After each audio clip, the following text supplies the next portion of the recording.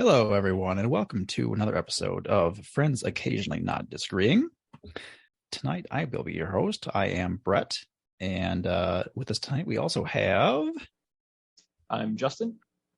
Yo, this Cody. What up? Got Gangsta Cody here in the house. I want to get in theme for our topic tonight.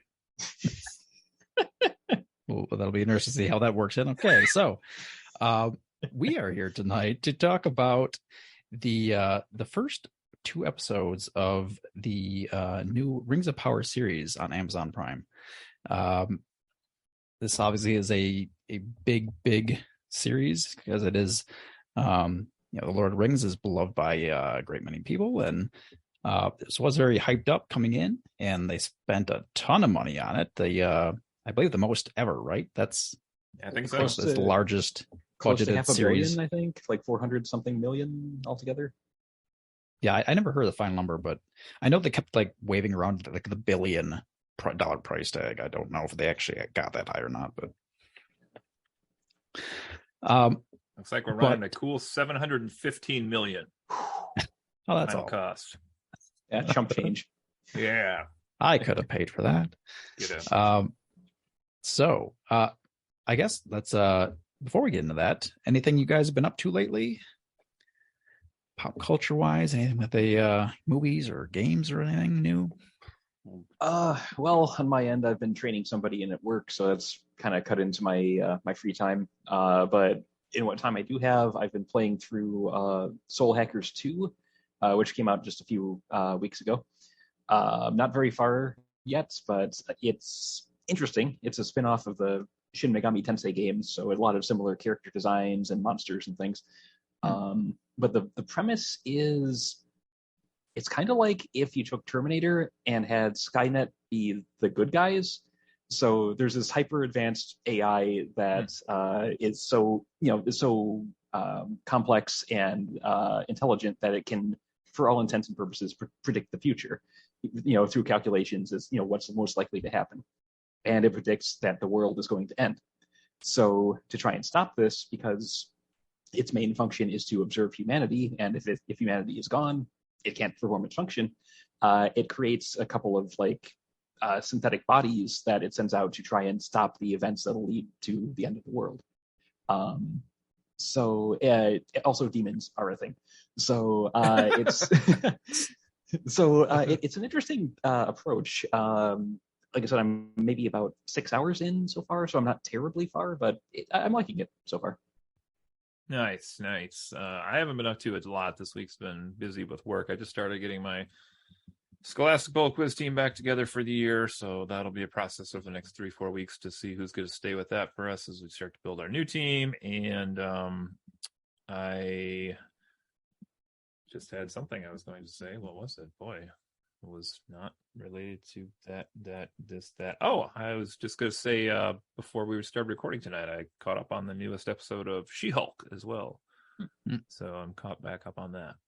I've seen more and more people like commenting on just reviews and things. People seem to like the series. It's hilarious. I mean, I think it's really hilarious. The comedy in it is very well done. I will say it skews slightly older than the previous Marvel fare, so it's kind of interesting.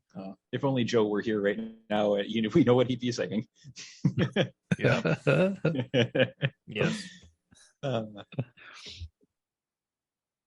yeah. Okay. Well, on my end, I've been continuing to listen through Game of Thrones audiobooks. That's my main thing right now in my car rides. I just actually finished up book 2, Clash of Kings. Beyond that, wife and I have been watching. A while back we started watching the Arrow series, the DC Arrow series. Mm-hmm. To be honest, I wasn't excited to watch it, but it was better than I expected. It was not bad at a series. I definitely had some criticisms by the end, but overall it wasn't bad. It's one of those things where if you told me I would ever had cared about the Green Arrow character or any of his people around him, I would be like, nah. But by the end of this, I was like, yeah, he's all right, dude. I like that. Yeah. Then we also went through and sped through all 8 seasons of The Flash as well. So those 8 seasons of Arrow and 8 seasons of Flash, we've been just like binging DC superhero stuff lately. Sped through, huh? See, yeah. Well, and actually, the Flash was actually better than Arrow. It was pretty good. But it's better than the early '90s show Flash, though, because that was a I don't think I ever saw any of that. Oh, it was terrible. Oh, you're missing out. I watched a few episodes, but it was not good. I guess beyond that, I pre-purchased Hogwarts Legacy on the first day it was available, so I'm anticipating that. That's still not. I think February 23 is when it's supposed to come out, so it's a ways off yet. But I don't know what that is. What is that? It's an open world RPG Harry Potter game. Oh, okay. Like online?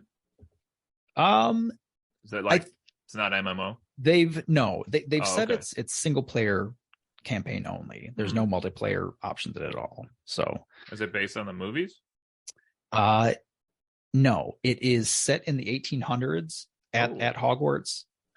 So there are like basically none of the characters that you know from the books or the movies are in this story at all. It's a completely different thing. I think there might be, because there's like the ghosts in the books and the movies. Like those are probably in it, I would guess, because they're obviously ghosts, but none of the human characters are alive at this point. Risky move to go back long before a beloved franchise to try something new.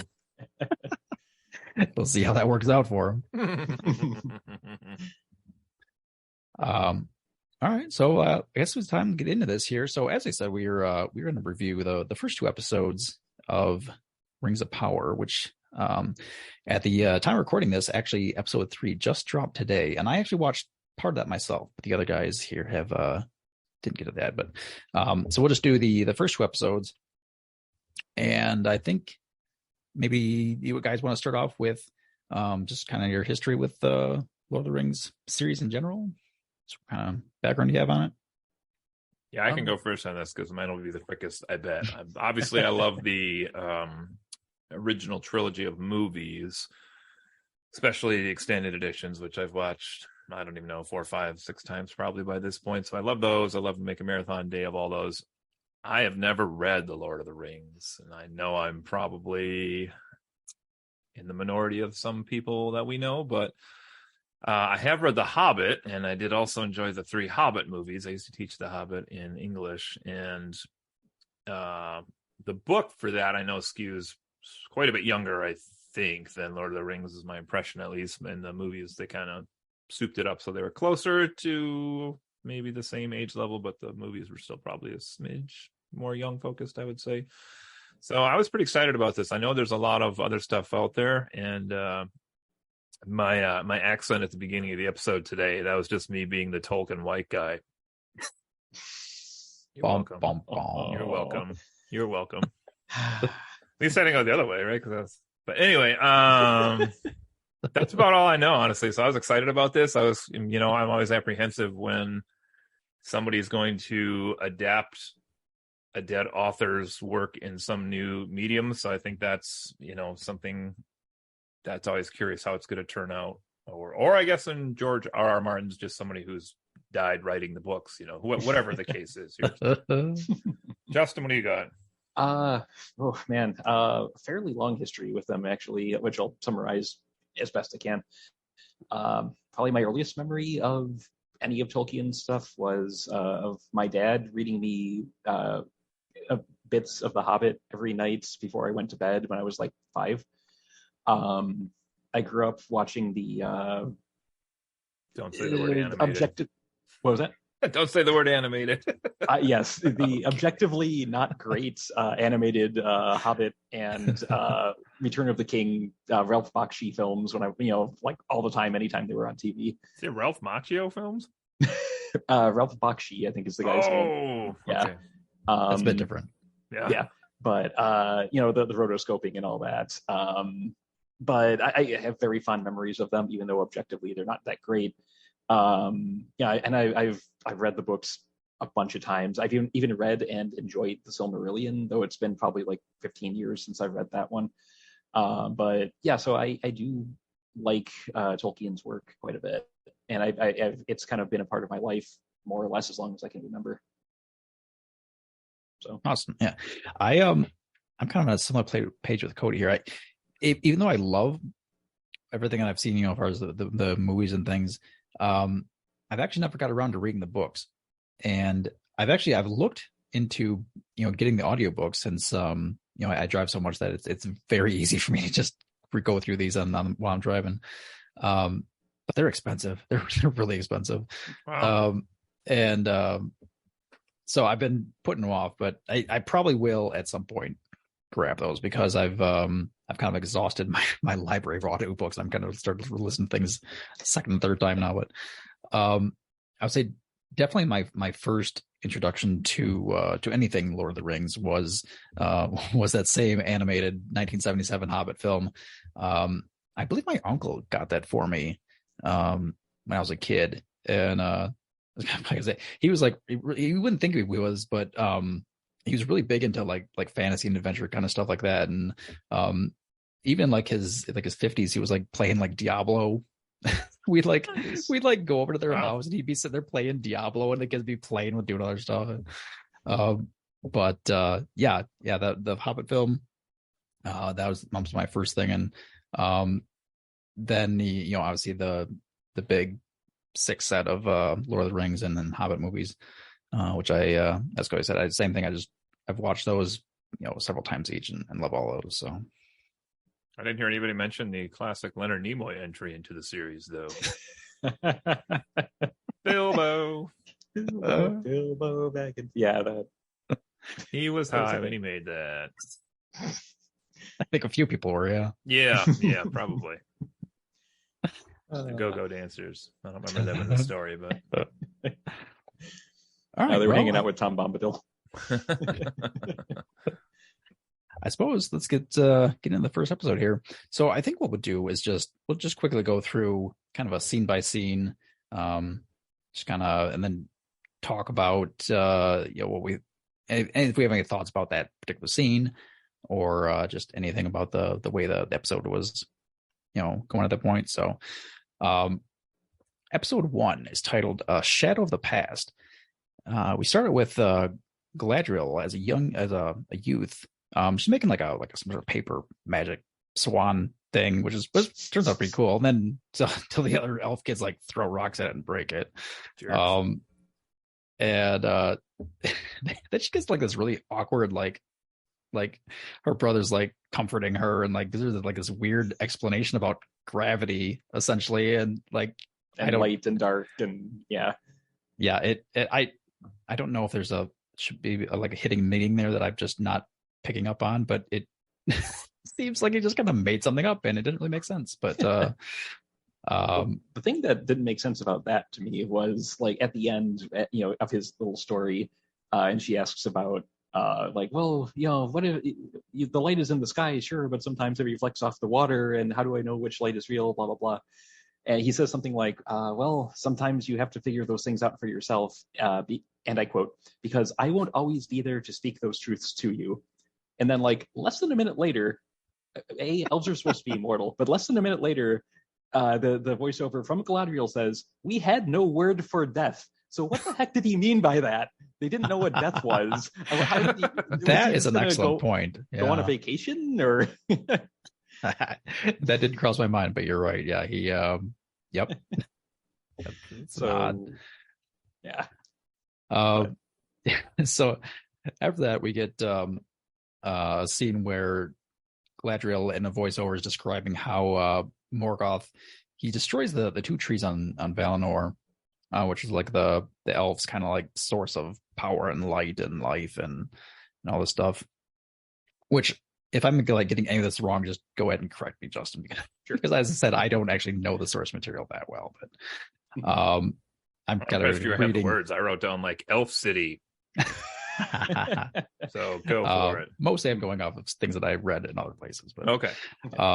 So the elves from this, they're like, you son of a bitch, we're going to go to war with you. And so the elves head off to Middle Earth, because that's apparently it doesn't explain. I'm sure it obviously would explain in the source material, like how he destroyed the trees, but he was like in Middle Earth. Is that? Yeah. The implication is that he traveled from there to snuff out the light and the goodness in Valinor, is if I remember correctly from what I've read in the past. So yeah, being that he wasn't from there, they knew he had to come from somewhere else, so they followed him to Middle Earth, or they assumed he came from the nearest landmass they could find, or it's never really explained in the show very well. Yeah. So basically after that, they have this really long drawn out war. Literally the last centuries, I think that's what they say. Yeah. Can I mention something about that battle though? The battle sequence, because I'm going to be the nitpicky little bastard here. But it is the little things that really kind of got me about this show.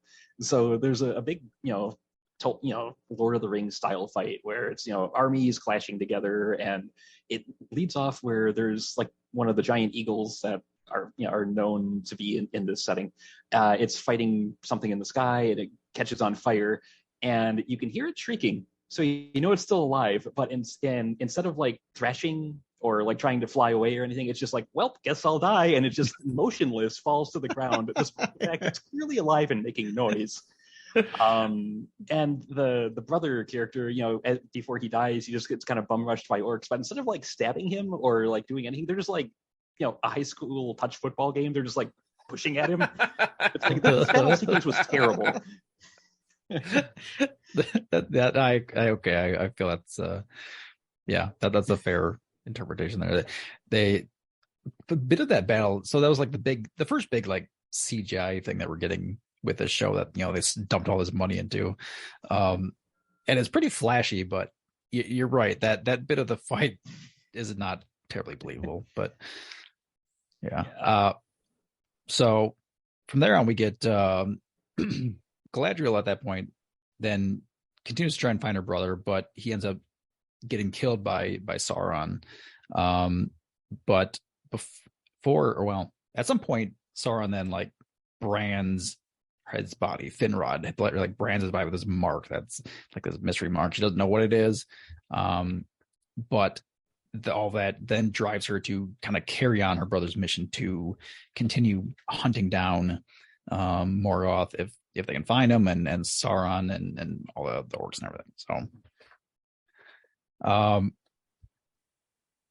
So basically after that, then we get like a few more centuries pass by, and they've basically wiped out the orcs. They like haven't found anything like any of this evil anywhere for quite a long time. And basically everybody's like saying, starting to think, you know what, it's gone. Let's just give up, go home. We won the day. Let's head out of here. Everyone except Galadriel. Right. She is determined that there's still something out there. She's like a Mulder kind of character here. Yeah. And so this is one thing that I noticed myself, and I've seen other people mention as well, is that like there's a line where essentially they her and her party, they're out doing their searching, and they get to this place where quote, the sun is scared to go to this place. And the companions are like, oh, well, there's nothing over here, let's just go home. Like, there's no possible way that the evil could live in this place. I wrote that down too. That's a pretty silly line, but anyways, they end up going into that place, and they find this castle, and there's all these dead orcs, and there's a symbol again. They find the symbol, and one live frost troll, which Galadriel takes out single-handedly and very flashy. Yeah, he wipes the floor with the entire rest of her party. And right, they all fail, and she's just like, "Get out of my way, you jerks!" Yeah, and we should mention this is like way in the frozen north. Just so cold that their torches don't even give off light, or don't even give off heat, I should say. So. Which does lead to the question of how they have liquid water in the scene a little later on, considering everything else is so frigid. But realism, what's that? Right. The breath doesn't show up once they're in the fortress anymore. It's $1 billion spent. They can't even put in fake breath after a certain point. Maybe it was salt water, which raises its or lowers its freezing temperature. Possibly. We'll go with that. So then we get another kind of backwards kind of way of thought here is that so now they've found some orcs and they found the symbol and they found a frost troll and her companions are like, this mission is madness, we got to go home, there's nothing out here for us. So everyone abandons her, and then we go to another scene now where we meet we got Galadriel's kind of bit of the story is done for a moment, and we meet the Harfoots, which are essentially like distant relatives of the hobbits that we know and love. And specifically we get Nori and Poppy, these two. They seem pretty young. I would say like maybe they're like teenagers. Hard to say by Harfoot standards. Oh, yeah. Anyways, we don't really get a whole lot from this scene. Just basically that we meet them and they're like there's the same way that the hobbits are in the other movies. They're kind of like the lighthearted kind of heart and comic relief in places, and they definitely kind of give off that feeling here as well. We do get the impression that other races don't really trust them, because it's the scene starts with a couple of hunters, I guess they are, kind of traipsing through the fields, and one hears something, is like, oh, it's probably a Harfoot, and oh, you don't want to mess with them, they're horrible creatures, blah blah blah, and and then apparently the Harfoots themselves are her feet, whatever the pluralization would be. Harfootai. Harfootai. The Harfoots are aware of this because their entire village is sort of camouflaged under. Yeah, that was cool. I like that part. Me too. Like they got like collapsible roofs, that are covered with grass and everything, and just ways to keep themselves from being noticed by outsiders. I thought that was kind of neat too. Yeah, that was a good bit of it. I didn't write that down, but yeah, it wasn't enjoyable. Was the wolf that they saw on the top of that tower, was that just like actually a random wildlife wolf, or maybe that's going to have a bigger part of the story later? Probably a warg. That's what I was thinking. It must be it seemed like an awfully large paw print. Well, that's so spoiler for Justin because he hasn't seen the second episode, but not really. I thought we spoiler. were just doing episode 1. Yeah. I don't. Well, this relates to episode 1 because I don't know how big these creatures are. Like the Harfoot themselves, like there's no scene where they're next to a normally proportioned person. So I'm like, I don't know how big these people are. Gotcha. Are they a foot tall or are they like 4 feet tall? I really don't know. I mean, honestly, right? Like about 3-ish. 3 feet. When did you see one? I'm calling that bluff. if they're like hobbits later on in the other movies / source material, they're about 3 foot. Fine. Harfoot. Yeah. Yeah, they're about a Harfoot tall. But yeah. Let's see here. So basically that's all we get about the Harfoots for now. Next week, the scene where we meet Elrond. It's a character that we know. Elrond Hubbard. Exactly. He's just beginning his Scientology kick, and meets with Galadriel in Lindon, which is the capital of the High Elves. Which, I mean, this must be in Middle Earth, right? Mm-hmm. It'd have to be because it's not in Valinor, right? Obviously, yeah, I guess so. So they don't really say that. But anyways, so at the capital, Galadriel is talking with Elrond, and she's like insisting, like, dude, we got to keep this hunt going. There's something out there, and he's like, nah, yeah, you're crazy. We gotta. Don't worry about it. We'll just go home, and we'll let you know if we see anything. Yeah. And so then for the Galadriel and her is it just her? I wonder if it's just her like her group of warriors, or if it's like there's more. But I got the impression like she finally did turn back with those people, and then they went back and there was a ceremony for them. But anyways, the king like honors this group of warriors for all their service and everything they've done, and essentially says, well, you this group is allowed to go back to Valinor, which is a question that I had. So are the elves not allowed to go back, or are they just choosing not to go back? It's implied that they need basically permission, because the entire point of why they're over in Middle Earth is to continue the quest to eliminate the orcs, to track down Sauron, etc. So until that duty is done, they're not allowed to go back. But the king is essentially saying the duty is done, so we're going to start sending some people back home.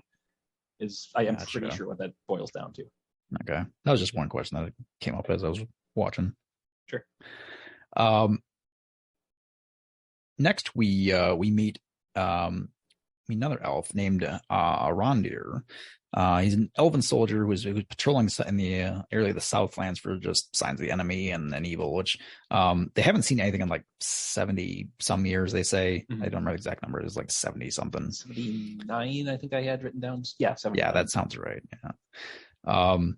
But they're basically like just out there, just kind of hanging around, watching the humans and just looking for signs of evil. And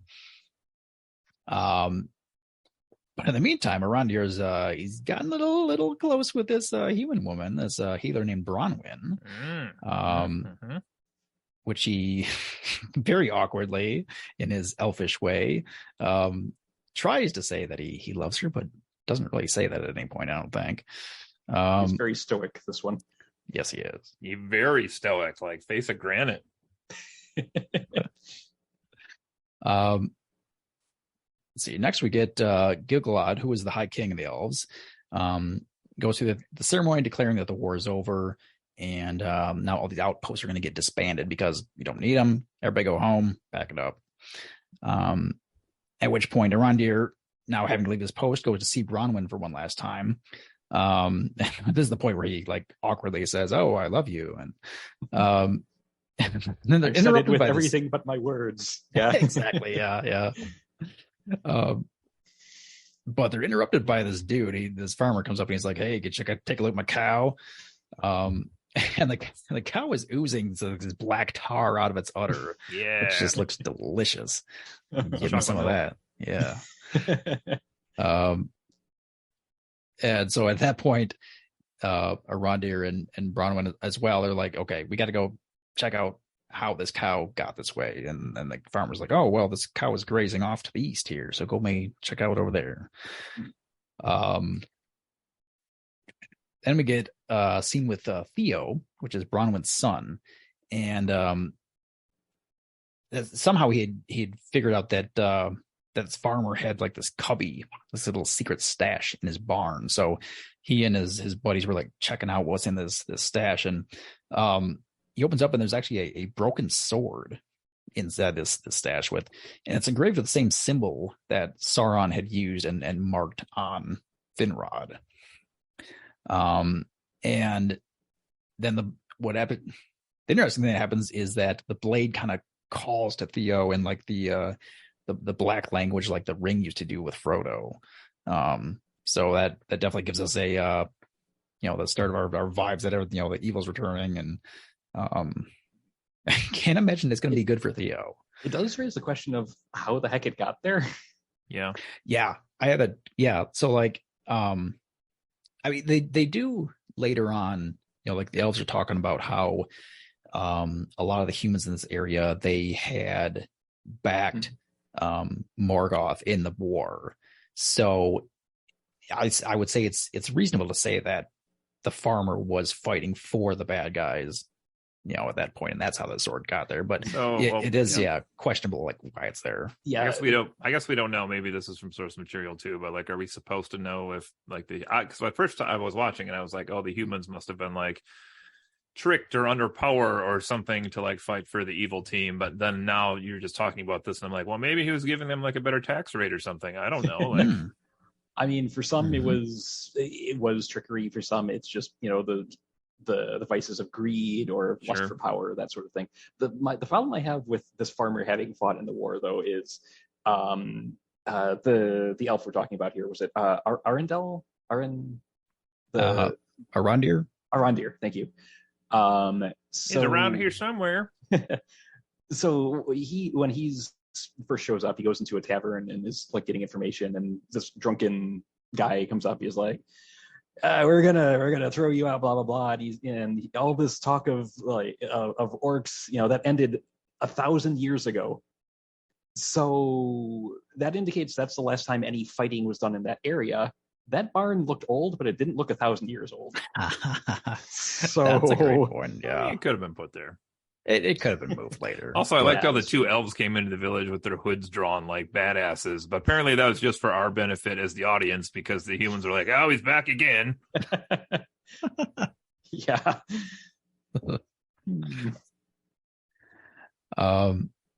Let's see where we're at here. So, Arondir and Bronwyn they reach this town which is named Hodern, which is the one in the east where the cow had been grazing.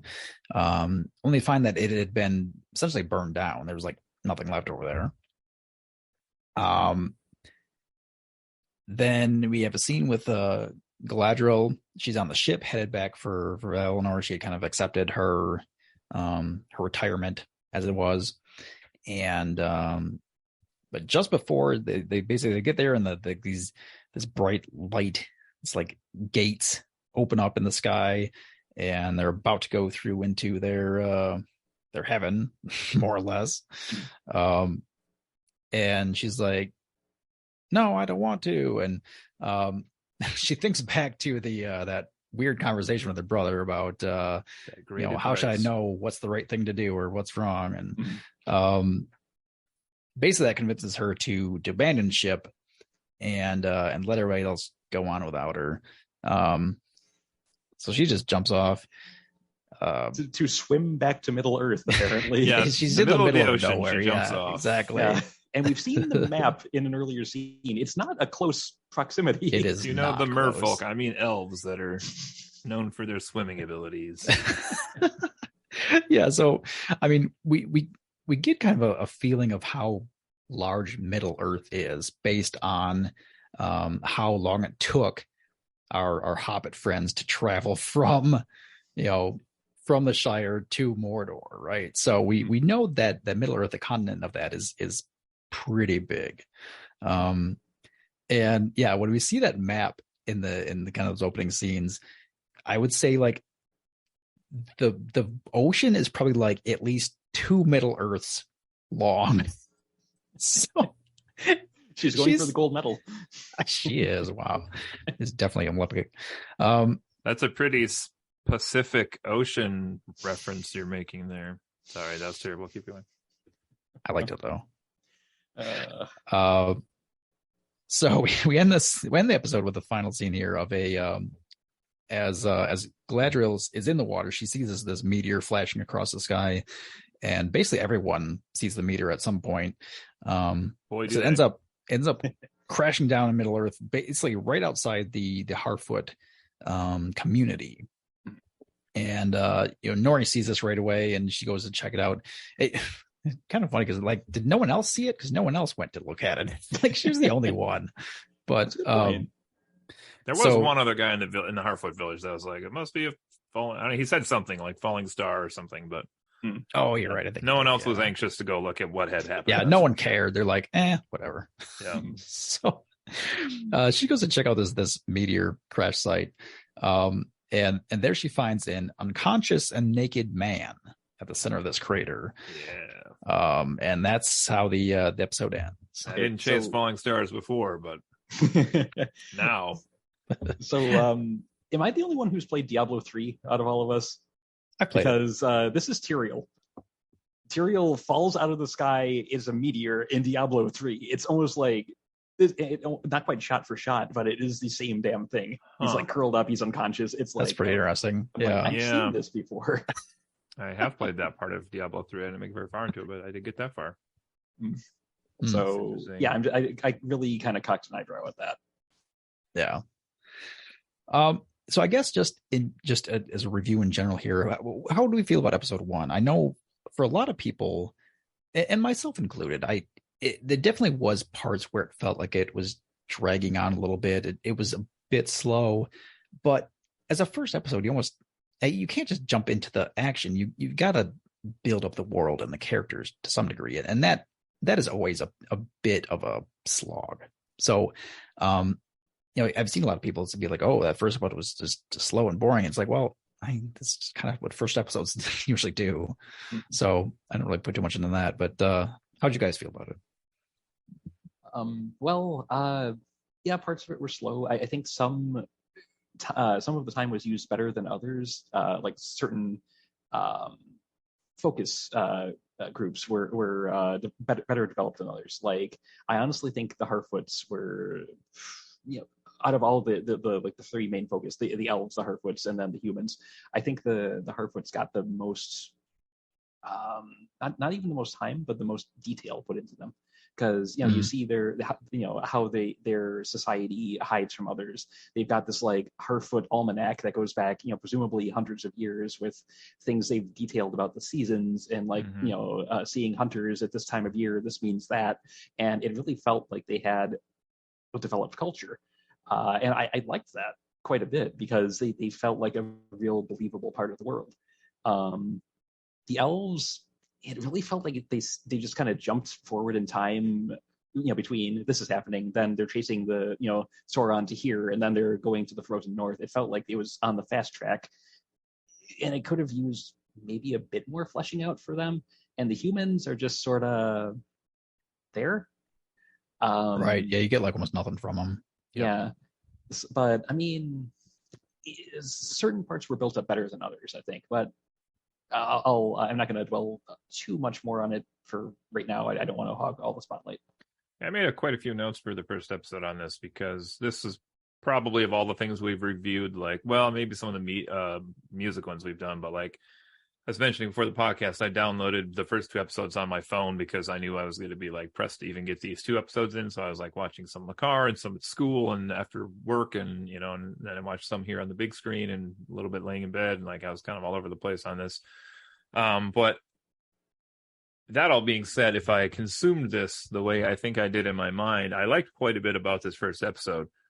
So just a few comments I put down here were, I thought this first episode did have really good pacing, actually, compared to series that either try to rush too much or incorrectly try to introduce too many separate groups or individual characters at once. And I liked that about this show, that it was like Galadriel here and the Harfoot here, and then eventually Elrond was introduced in her storyline, and then now that he was in the story, like then he could branch off. But it wasn't like here's all these distinct plots happening concurrently and then you have to try to, like, it made sense. It was organic how they were introduced into the story. So I really liked that.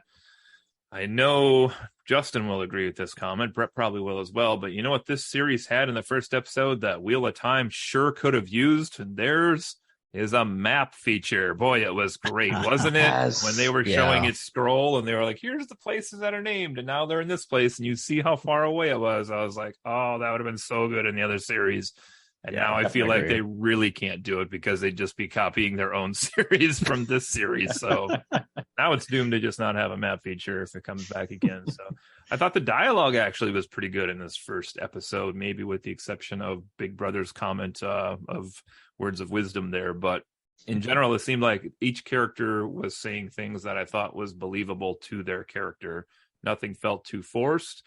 Nothing felt contrived. So I thought that was all really good. I could have done without Nori's Disney princess speech. Haven't you ever wondered what's out there beyond the fields, beyond the hills? Get in touch with your inner girl, Justin. Come on.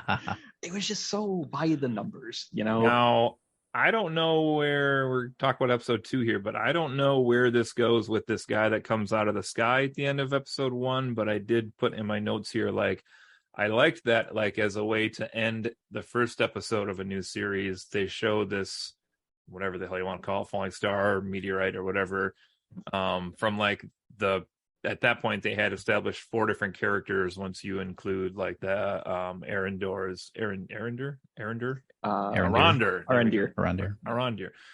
So we had 4 kind of character arcs going then, but like each of them saw this thing in the sky from their own vantage point at the same time. And then, was I wrong? Did we also get like a sneak preview of the Ents in there? Yes. Yep. Okay. So, and that was cool too, because then I was like, all of these separate narratives that you've now started are connected by this one thing they've all seen. And OPS, we've kind of thrown this little Easter egg in on something that's going to, I assume, come later in the series as well. So I thought that was pretty awesome. That all being said, I didn't really understand why a guy was in the middle of this fireball that hit the earth, but I assume that's going to be well explained as this goes on. But it seemed a little tropey for Lord of the Rings, I wrote down. Mm-hmm.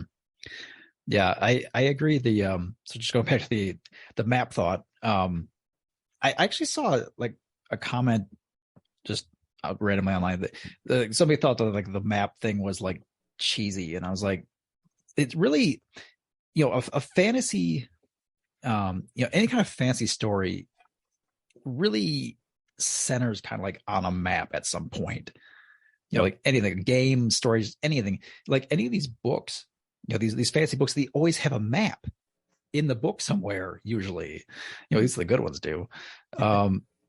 And so I felt like that fit in perfectly. That was very useful, and it looked good. It was well done, and I liked that as well.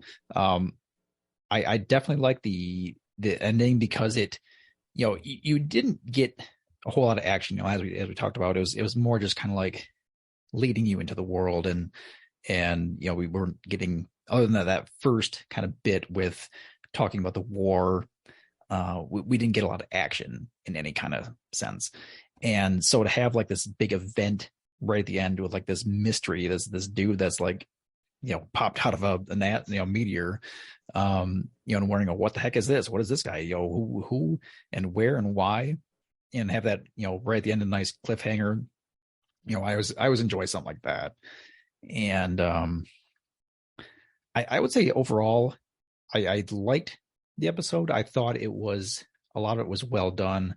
I would agree with you as well, Cody, that the pacing felt pretty good, whereas we can kind of use this to compare to Wheel of Time, because that's probably one of the more recent things that's similar. And Wheel of Time definitely felt a bit rushed the first episode. They crammed a lot of stuff in at you, but they also kind of have to, because there's so much material with that series. But this one felt like the pacing was pretty good. One note that I made here, and we can also kind of cross this over to House of the Dragon, which is also on right now and in its third week as well. A lot of when I've been watching House of the Dragon feels kind of dry. And I think one thing that I made a note of here is that there's very little downtime in Rings of Power where there isn't some sort of music playing to kind of set the mood. And in House of the Dragon, there's no music anywhere through the whole episode, basically, other than like a few key moments. And I think that makes a massive difference for just the atmosphere and just how I felt about the story that was being told. Because I can, if I'm listening to a bunch of kind of, background information, potentially, or just like discussions from people that are intended to give you, some insight into these characters, if I at least have something to kind of set the mood with it, it's a lot more easier to take in. Where in House of the Dragon, you're just getting like discussions with like nothing. And that was something I definitely noticed. But overall, I would say it was pretty good for a first episode. Was it great? No. Was there things that could be, there definitely was a few parts that could be, word is failing at the moment, but criticized. There we go. There's definitely some criticisms you can make there. But overall, I felt it was pretty good. I thought it was a pretty solid episode. I was going to say too, I was trying to really watch this one with an eye on, like, if I was somebody who didn't know Lord of the Rings at all, would I have enjoyed this? Would it have made sense to me? And I mean, there were references to Sauron and characters who have appeared in the other stories as well. But I thought for the most part, if you didn't know anything about this and watched this, it still would have been an enjoyable story that cohesively made sense to you. Yeah, I think that's probably pretty true. Even compared maybe to like the Wheel of Time, where like you're like, these sorceresses have like all these crazy ass powers. Like that takes a while to develop and establish how all that works. And this one, like, I feel like you're like, even if you don't watch this stuff, you're like, I know what a dwarf is, I know what an elf is, I know what a human is, I know Harfoot, whatever. But maybe I don't even know what the Harfoots are yet, so we'll see. All right. So now at this point, I guess the plan, at least for a couple of us, was to do it the first two episodes. I mean, how do you Justin, you feel about you're good with like kind of going on with this? Yeah, that's fine. I initially thought it was just going to be the first one because I thought it was Cody who said he was going to struggle to find time to, even get episode 1 in. So I'm like, okay, I can just wait on episode 2 for some other time. But yeah, I'm fine pressing ahead. I guess what we would choose to do now is so I have the whole basically recap of the second episode. We could read that, but that would definitely spoil it for you. Would you prefer that we just kind of do an overall feelings and maybe just a few brief bits of the episode so we don't spoil it for you? Well, I mean, it's not really about me; it's about the audience. So, I mean, if you think the audience would get more out of it, well, I mean, if you think they'd get more out of it by having a more scene by scene breakdown like we did for the first one, that's fine. I'll chime in where I can, but I just might not have as much to say for this. What if we compromise and we will talk about episode 2 like we did episode 1, and Justin will drink continuously the whole time? One long drink. And we'll go fast. All right. Well, applause for Justin for going along with us here. So, thanks. Episode 2 is titled Sauron Drift. comes back and kills all the characters in this episode 1. I thought that was bizarre. I was very shocked. Short series. It's a 6-minute episode, but I that thought the really credits started effective. rolling at the end. I was like, holy crap, this is the end of the series already. Shit. Yeah. That was $1 billion. Wow. But Sean Elliott showed up at the end, so it was okay. So we start off with this episode we're back with Poppy in the crater with a meteor man, and or what I say, no, Nori's there, and Poppy comes along, and Poppy's like, "Hey, we gotta get here. You can't be here." And basically, so Nori falls down into the crater, and she so she basically touches the guy, and he obviously pops awake instantly, as they would tend to do. How those unconscious guys, when you touch them, they just pop awake. Some questions after we're done. And if you know. Anyways, he pops up and he starts wailing at her like a crazy psycho guy, and then just falls back asleep because he's definitely exhausted after that. I've had nights like that. And so Nori basically is convinced that it's her fate to have been here to find, and now she's got to help Mr. Naked Meteor Man, and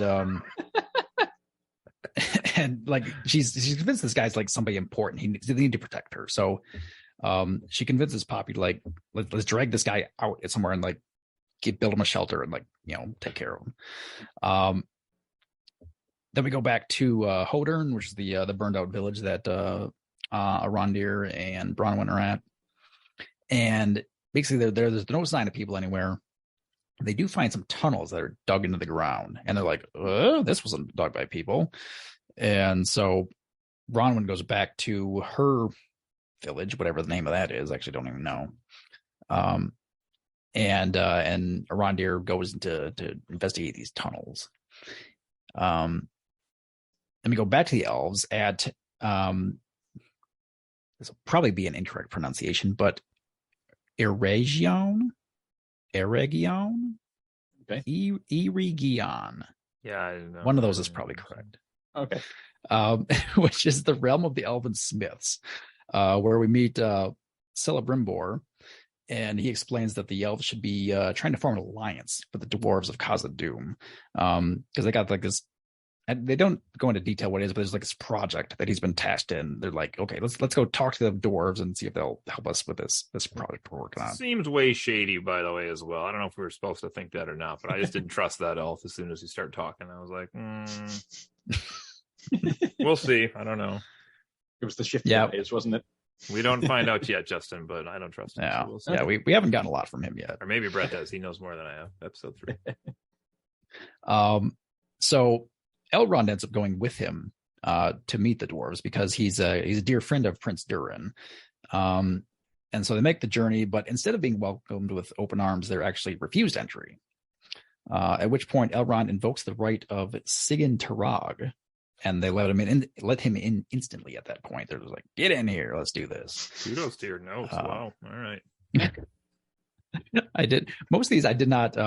As I said, I wrote these down from someone else's recap. So fair enough. Things like the names and what the right was called, I didn't know that offhand. I stole that. But what it turns out to be that this rite of Sigintarog is basically a rock breaking contest, and the first person who fails to break a rock loses. And kind of predictably, Elrond has to face off against Durin himself. Dun, dun, dun. Mini boss. With the prize being, if Elrond wins, he can stay and do his proposal of what he wants from the king, and if he loses, he's banished from Khazad-dûm forever. Back with Nori and the naked meteor man, she's trying to get some information out of him. He just screams at her again in like this otherworldly wail. But it's clear this man obviously has some sort of magic power or something else that he's able to like control things around him, like bend the world to his will a bit. But Nori kind of calms him down and says, "Hey, we promise we're not going to hurt you." And she gives him some food. At this point, now this was a note that the thing that I read had this note, and I don't know if this is accurate or not, but I'm just gonna stick this in here. So what he says when he's talking to her, like she's trying to get information, like where he's from, like what's your story, and he says, he says, Mana Ure. Place with manta rays. Which Ure is apparently the name of a highly trained squad of Sauron's orcs. I cannot confirm this. Okay. But I just thought it was an interesting note. So like a long-term fan of this, might be like, oh, maybe he's one of the bad guys. Some form. Okay. Yeah, the name doesn't ring a bell immediately, but it's been a long time since I read this. Could be a stretch, but we'll see. Yeah, that could be. Maybe he just like completely pulled up his ass. I don't know. Got a big ass.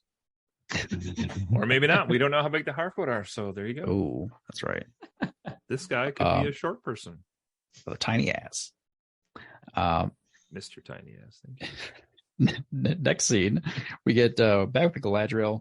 Whoa. Hold on. No, you're at the Galadriel with the shipwreck?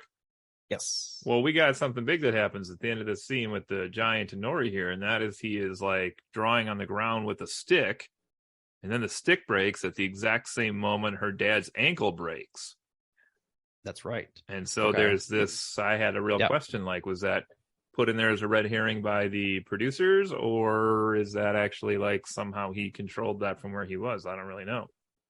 That's an excellent point. Yeah, I didn't have that in the notes, but you're right. Yeah, there's this scene where you're kind of seeing like two different points at the same time, and Nori is supposed to be back home helping her father move this thing, and she's not there, so he basically sprains, breaks his ankle. Looked pretty bad, yeah. Looked painful. It was twisted around 180 and purpley. It was pretty much, yeah. And as he said, it's the same time that stick broke, so it definitely was. They're indicating some sort of connection there. What that is, I guess we'll. Yeah, I don't know. It could have been. Yeah, I don't know. But that was an interesting thing. Yeah, it's just kind of like more further evidence that this guy is very special in some way. So that's kind of like what I was saying at the end of the first episode too. Is like it's just an interesting. And I don't know the extended mythology here of this universe, but there hasn't been anything, at least thus far, presented in the movies / The Hobbit that I read that indicates like there's otherworldly beings out there from like sky and space. Like even Sauron and the bad guys like operate within the realm of like on the land for the most part. So it's still interesting and to wonder where this person came from.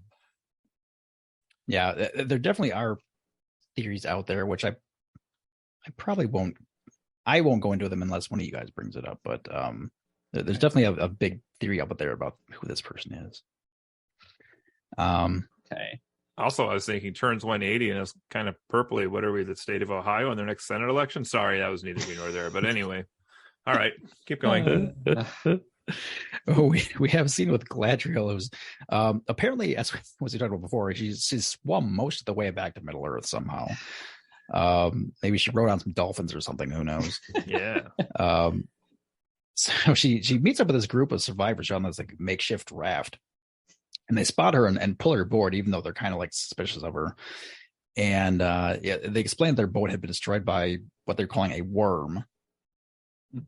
Probably with a Y. Yeah. Probably.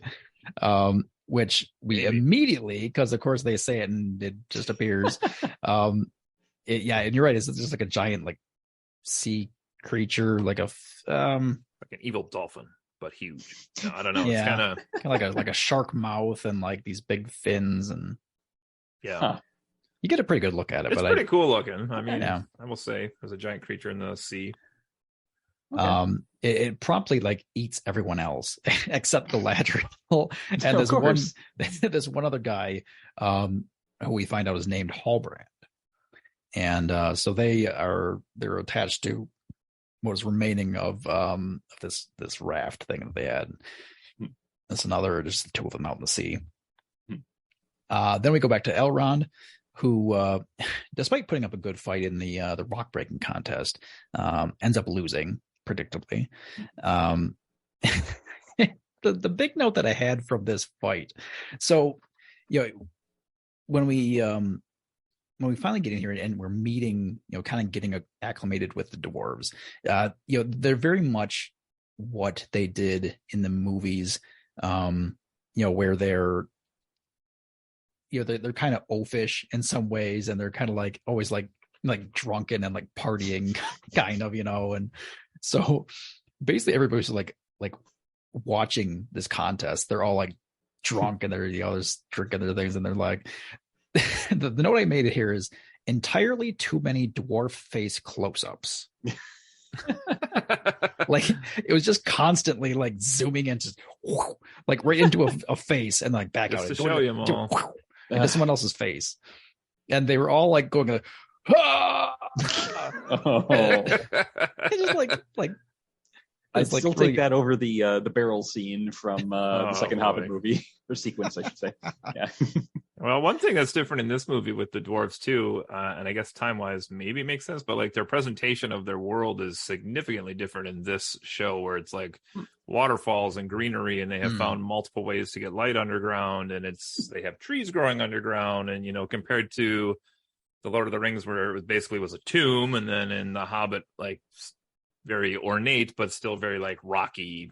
Yeah, definitely a good point to bring up. Is definitely Khazad-dûm in this scene is very kind of vibrant and full of life, and looks very there's just a lot going on. There's a lot of everything. It looks like wealthy, as it would be, because they're bridges mining gold and stuff. But and was I wrong, or did Durin like kind of wink at him to lose the contest? It kind of seemed that way, but I wasn't sure. Like he made some gesture, and then that's when he gave up.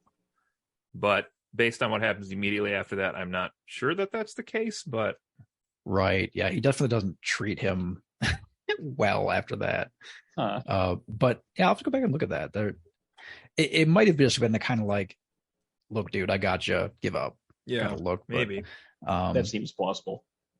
Yeah. So, right, my notes here. I lost my notes. So at this point, they're like, okay, Elrond, you got to get the crap out of here. You lost, and he just asked that Durin is the one who escorts him to the exit. So on the way, they're just kind of, he's trying to make small talk, and maybe we finally get this explanation of why Durin is so pissed off at Elrond, and essentially it's because after becoming close friends, Elrond just kind of like forgot about him and like skipped the wedding and skipped the birth of his children, and has been like non-existent for years. And Durin's like, dude, you were my best friend, where were you? Like Durin also threw out like, that was half my life you missed. Like, it's a blink of an eye to you, I know, but that was good. Yeah, you missed a good chunk of my life. Right, yeah, because the elves live basically forever. Yeah. So like basically you definitely could see that, like Elrond's like, oh man, I got this elf stuff to do. Yeah, I'll just come back because I've got plenty of time. But yeah, Durin does not have nearly that much time, and so all these things were very meaningful to him. So basically, Elrond asked to apologize to Durin's wife in person, as he's just a way to get his foot in the door, and Durin's like, fine, let's do it. And so his wife Disa, she's actually elated to see Elrond at this point and welcomes him in with open arms. She's like, come in here and have some dinner with us. And Durin's like, God damn it, this is not the way I was supposed to go. Basically at that point, they have dinner, and Disa kind of convinces them to kind of make up to some degree. And we do learn a lot more here, but like Elrond had given Durin a sapling, and we get the backstory that Durin had actually been caring for this tree and actually got to grow underground, and it was like thriving like in their house. And he's been like meticulously taking care of it all these years, even though he basically had lost his best friend. Where am I here? At that point, now we're back to Halbrand and the Galadriel. So Halbrand explains that Galadriel about this dark enemy kind of in the Southlands, like this dark presence that's kind of growing. And so she's naturally like, okay, take me there, I'm gonna check that out. And back to Bronwyn. Bronwyn reaches her home, and naturally the people are like, you're a crazy woman, we're not going anywhere. Then Arondir, he's in the tunnels kind of like investigating, and he sees something. He's like, what the crap was that? And then it starts like chasing him, and it's like crawling at him. So he like runs off. And eventually he gets like dragged off into the darkness, and that's like the last we see of him for the episode. So back at home, then Bronwyn discovers there's like actually something like crawling underneath the floor of her house, and turns out that Theo's actually like hiding in a cupboard because he had noticed this thing too. And she like right before this orc like pops up out of the floor, she like goes hides in the cupboard as well. Then we get Theo and Bronwyn actually like take down this orc together, because like she just goes completely like beast mode on this orc and ends up not only killing the orc but chopping its head off. So it's a pretty fun fight scene, I gotta be honest. Yeah, like it's clever. They like use the stairs. The kid like runs up to the scaffolding and like throws rope down to like hang it while it's nearby, and she's like chopping it with the sword. It's pretty well done. It was good teamwork. Yeah, give them that. So we definitely are starting to see that Bronwyn is definitely kind of a badass. And she takes this severed head and she like takes it to the town council. She's like, all right, look, you dumb bastards. Yep. Get the hell out of here. This is what's waiting for you. And so they're finally convinced to back up and go. We get Galadriel and Halbrand they're like stuck in a storm, and Galadriel almost drowns, but Halbrand saves her. Nori and Poppy, who are visiting Meteor Man again. That was a pretty cool save scene. Let's just give a second to that. She has like a rope tied around her, dragging her to the bottom of the ocean. And then the dude jumps off the ship, like hand over hand pulls himself down into the water on the rope to find her. And then he eventually used her knife, right? Or her sword, or whatever you want to call that thing, to chop the rope. And then she makes it all the way up to the surface and magically doesn't take a breath until the exact moment she gets over the surface of the water. Oh, good thing. She'd have drowned otherwise. Yeah, right.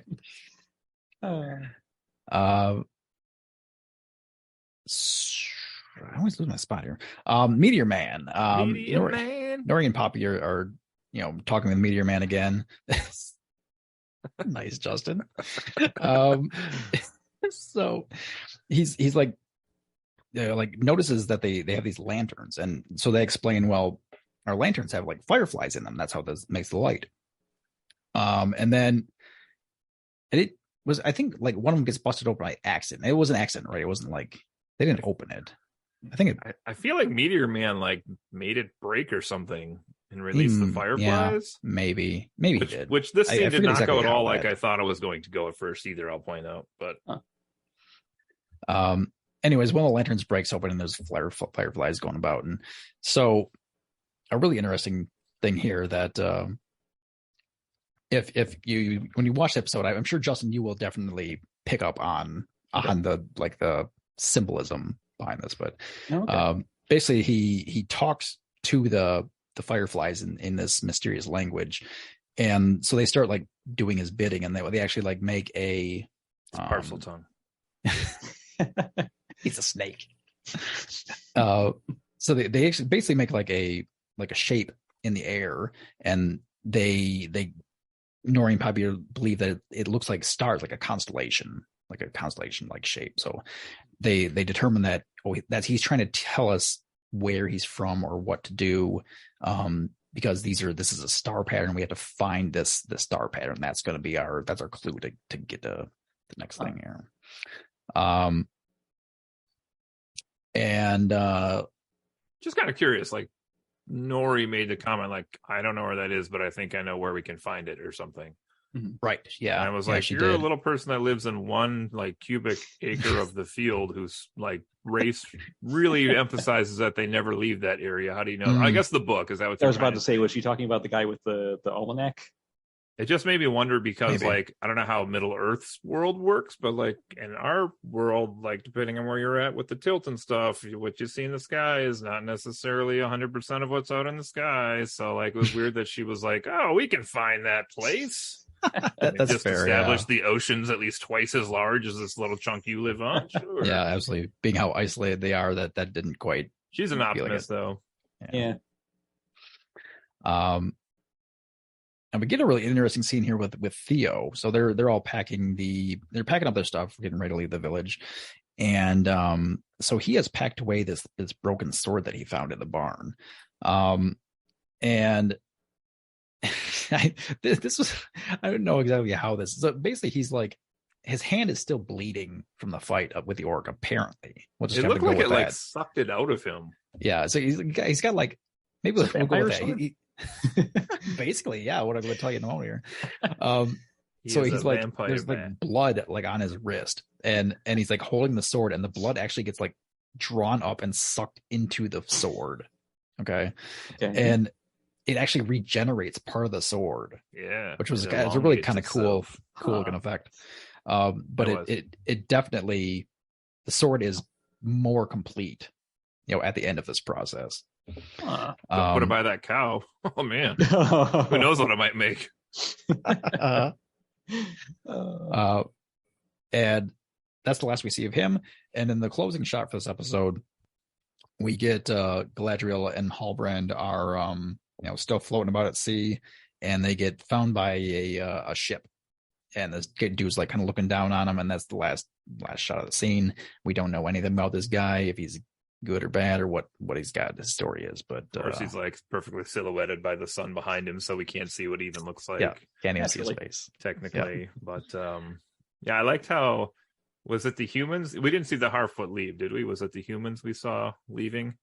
Right. Which I thought was hilarious because they showed the shot of them leaving, and apparently they only walk in a giant horizontal line over hills as they go over them, because there's like one line of people like all the way across the horizon cresting the hill at the same time. I was like, what? What the Tusken Raiders would do to you people. Anyway, you did miss one little scene at the end here, which is Durin and the king were arguing about the elves, if they could trust them or not, and then they go to a table and open a small chest where there's something glowing inside. So I don't know if that was the Arkenstone from The Hobbit.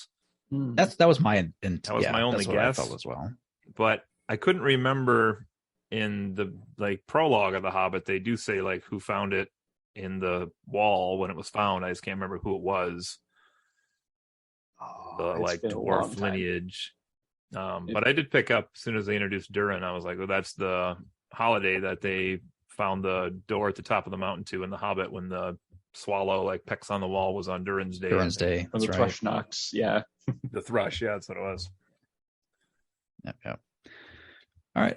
Yeah. So this episode, I definitely felt like episode 2 was better all around. It definitely, to me, felt like it definitely had a lot more action, like more things going on.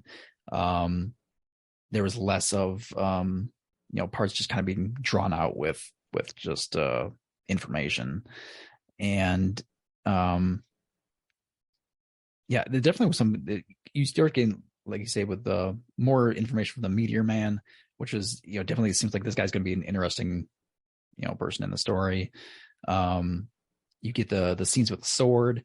we get a lot of interaction with the dwarves, and specifically between Durin and Elrond, which was, really good. It definitely, I mean, I think there's going to be a lot of crossover from the movies, whether that's intentional. It probably is, where, one of the greatest things from the original trilogy was the relationship between Gimli and Legolas. There we go. Thank you. And you definitely get some of that vibe here with Durin and Elrond, where they're definitely like back and forth at each other, and it's kind of, by the end it gets kind of playful, but it definitely not really good blood there. You definitely get more, like I say, just like character interaction. I think like Galadriel is pretty good as a being like kind of getting some feeling from this character. Some of the other elves, we're not getting a lot from them, but and that's kind of just what the elves are. They're kind of like, they're like Vulcans. Yeah, that's a good they're comparison. like kind of low emotions, low to no emotions, and logical thinking, and peaceful, and you don't get like outbursts from them, and you don't get laughter, and you don't get all these other things that give you characteristics that make you either like or dislike a person. Very bland at times. Yeah, and so with so much of the story centered on elven characters, there's just going to naturally be a lot of that in this series, I think, where you're seeing stuff and you're like, I'm not sure how I feel about this, because you're not getting a lot from the characters to give you impressions on things. I think it's just what it's going to be. In the movies with Legolas, he definitely seemed like more of a, he had more to him than some of the other elves, and that worked well. But I think generally speaking, that this is probably what we're going to get from the elves. Yeah, I thought this episode was pretty. I actually liked I don't know if I liked the first more or the second more, to be honest. But again, like, this one continued the trend, which I'm still trying to wrap my head around this. Like, I'm trying to think of another like sprawling epic I have seen, which I assume this will pretty much blossom into towards the end of the series. I don't know. Does anybody know the episode count for this? Because I also don't know that. Not sure. Probably 8, but I don't know that for sure. Okay. But I'm just trying to think, like, this was like, we introduced more characters here with the dwarves and Halbrand, however you say his name, and like again was like organically introduced. And I'm still trying to think of like what else I've seen that has always introduced a new character with a scene with an old character as well, because that just seems so logical to me, and like just stood out to me so much in this first 2 episodes of the show, rather than just here's this random character off to the side nothing about, and then they may have to do that at some point, just because I don't know if like they're going to introduce a villain character like that. I don't know, but just worked for me in this, really, really did. And then the meteor guy, I don't know how I feel about him yet, because like to me, he doesn't have any story at this moment yet. I don't know what his power is yet, but I also don't know like where he's from or what he's there to do. It's just like anything, all questions and mystery. Yeah. The dwarves were good. I liked the dwarves for the most part. I don't really know. Like, I'm suspicious of the blacksmithing elf, but also suspicious of the who is the head of the elves in the Middle Earth? Gil-galad. I'm suspicious of him too, but then I'm also suspicious of like the Dwarf King. So I'm like, I don't know or maybe I'm supposed to be suspicious of all of them, because maybe they all have just like ulterior motives for their people. I guess maybe that's actually the case. But humans, Brahman's pretty cool. Curious where the thing with her son's going to go with the sword, if that's going to play into like him being corrupted or becoming evil or something. I don't know. Certainly seems like it's going to lean that way. Yeah. Is there any chance a character named Halbrand is not going to be a sword wielding character? I'm just putting that out there now. That seems like a lock, but we'll see. Yeah, but the stuff in the water was cool. I thought the worm was pretty cool. So yeah, there's a lot of cool stuff going on in this one. Oh, I was going to ask about like this. It is an orc. We're sure that it's an orc that's attacking the village? Is that like he kind of looks like more like a goblin almost from Lord of the Rings, but because the orcs were like those big ones, right? That were like the darker, muscular That's style. true. The orcs are a bit more bulky, and this is a little bit more scrawny. It could be more of a goblin kind of thing. Yeah. Either way, Justin, oh, go on. Sorry. Well, when you watch this one, you'll see like they really emphasize the fingernails on this thing. I guess that's how I was digging the tunnels underground, but Arondir, he finds one of the nails like broken into like a rocky, dirty part under the ground at one point, but they're like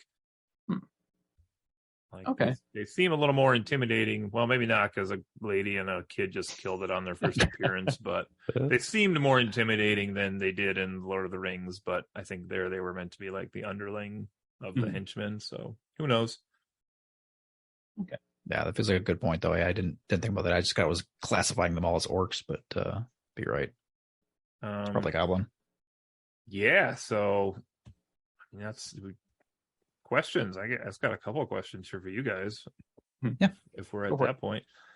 So the first two kind of have to deal with the fact this is like a prequel, even if it's not directly associated with. But we've seen prequels done so many times now in like movies, right? At this point, where maybe before we had 20 years ago or whatever. And so like there's this creature, goblin or whatever it is, that's like digging and then like meets the son and the Bronwyn, and then or maybe there's more of them. I don't know, because also when he was hiding in the closet, there were like scratch marks outside the closet already, which I was also confused by, because then it seemed like one came up to meet her. So I don't know if it like popped up to look for the kid and then went back down and then popped back up. Like that was weird too. But my question, I guess, with that was like, do we as the audience who have experienced these other tales in this world, like, do we feel like these characters are really threatened by like a single one of these, when we've already seen like a battlefield full of like a million of these things like getting taken down? So now I'm like, how dangerous is one? I don't know. Maybe it was more dangerous back then. I don't really know. And these people aren't trained soldiers, but that was one question I had. Yeah, the lack of training definitely seems like it's probably the biggest factor. Think of the original Alien versus Aliens, where there's, first movie, there's just one creature and the people are very ill-equipped to fight it, so it's an incredible threat. The second one, there's a ton of them, but they're more heavily armed, so the training and the whether or not they're equipped to deal with even one goblin, orc, whatever it is, I think that plays a bigger factor than just the inherent threat of one goblin itself. It's more on whoever's fighting it and how well prepared they are. The only thing I was just thinking of now too is I don't know if it's in episode 1 or 2, but there's the guy in the village that, I don't know if he's like the village elder or mayor or what he is, but isn't he the guy when like Brahmin walks up to him and he's like chopping like a giant fish head or something off? So maybe there's a chance that like she's familiar with like blades from like working there, like if that's part of their culture area type thing, I guess. But I mean, maybe, I don't know. Maybe that's a reasonable explanation. Yeah, I just came up with that right then, but maybe it fits though. Yeah, we definitely could be. She could have more background that we just aren't aware of. That because she does seem like at first thought you're like, oh well, she's just this working mother doing her thing, and then she kills a goblin with with his knife, and we find out, well, maybe she's got some more skills than she had, we're led to believe. Have we seen her hair behind her ears? Maybe she's actually an elf. Ooh, that would be a twist. So my obvious question for this is just like, can a prequel like live up to the original? I don't even know what you want to call it, because to me, like, well, that's even tough, because I was going to say the movies are more famous than the books, but that's probably not true in terms of fame, but in terms of exposure, maybe. I guess that's tough too. Like the books have been around a lot longer. But anyway, you know what I'm saying? Like compared to the movies, does this show have a chance to like live up to what's already been considered as that, whatever a 6-movie trilogy is called? The septilogy, sextilogy. I don't know what you call that. Septilogy. Yeah. I mean, the one thing that's really tough about a prequel is that you already know the end point of the story. Yes. And that I not to completely jump off of your question here, but you know, can we name a prequel of anything that was really kind of gripping and made you like wonder like what's going to happen and like kept you like really at the seat of your, on the edge of your seat about stuff. It seems like it'd be so difficult to write for something like that and to make it interesting when, obviously we like when Galadriel was underwater, obviously we knew she wasn't going to drown. Mm-hmm. Right. And that's just going to be like a, not a constant thing, because there definitely are new characters here that aren't in the movies, like the Harfoots and, some of these other characters like Halbrand and Arondir. These aren't people from the movies. We don't know their fate. They could definitely be offed at some point. Yeah. But also the larger story, we kind of know where it's going to end up at some point. But to come back to what your question was, I think it's going to be very, very difficult to live up to the movies, in part because of that the kind of lack of mystery. Yeah, I do kind of agree with Brett. Prequels, just by their nature, are generally a pretty hard sell for me because, aside from new characters that are introduced, who's going to be alive by the end. That said, in order for a prequel to be effective at all, it has to do a lot to make you care about the new characters it introduces, because otherwise, like where things are going to be X years down the line, where the rest of the story picks up. So if they really, double down on these new characters they're introducing, they really work on making us care about them, fleshing them out, being invested in their struggles, wanting to see them succeed, it could work. But that takes a lot of effort because a lot of these characters, to the best of my knowledge, have been invented whole cloth, whereas everything else from the other pre-existing material was from what Tolkien wrote. So they had that history, they had that that lore behind them, that where they were written by a very talented writer. And not saying that the writers of the show aren't, but they have some really big shoes to fill if they're trying to make new characters in an established universe and make us care about them in whatever effect they have on the world in the time that they're allotted. It's a hard sell. They could pull it off, but it's going to be very tricky. Yeah, it's interesting because do we know exactly how many years before any of the other stuff this is, or is that just kind of nebulous the smart move is nebulous, but I don't know if that's the case, Well, this takes place during the Second Age? Second Age is what I've... Yeah. So let me just do a quick search here.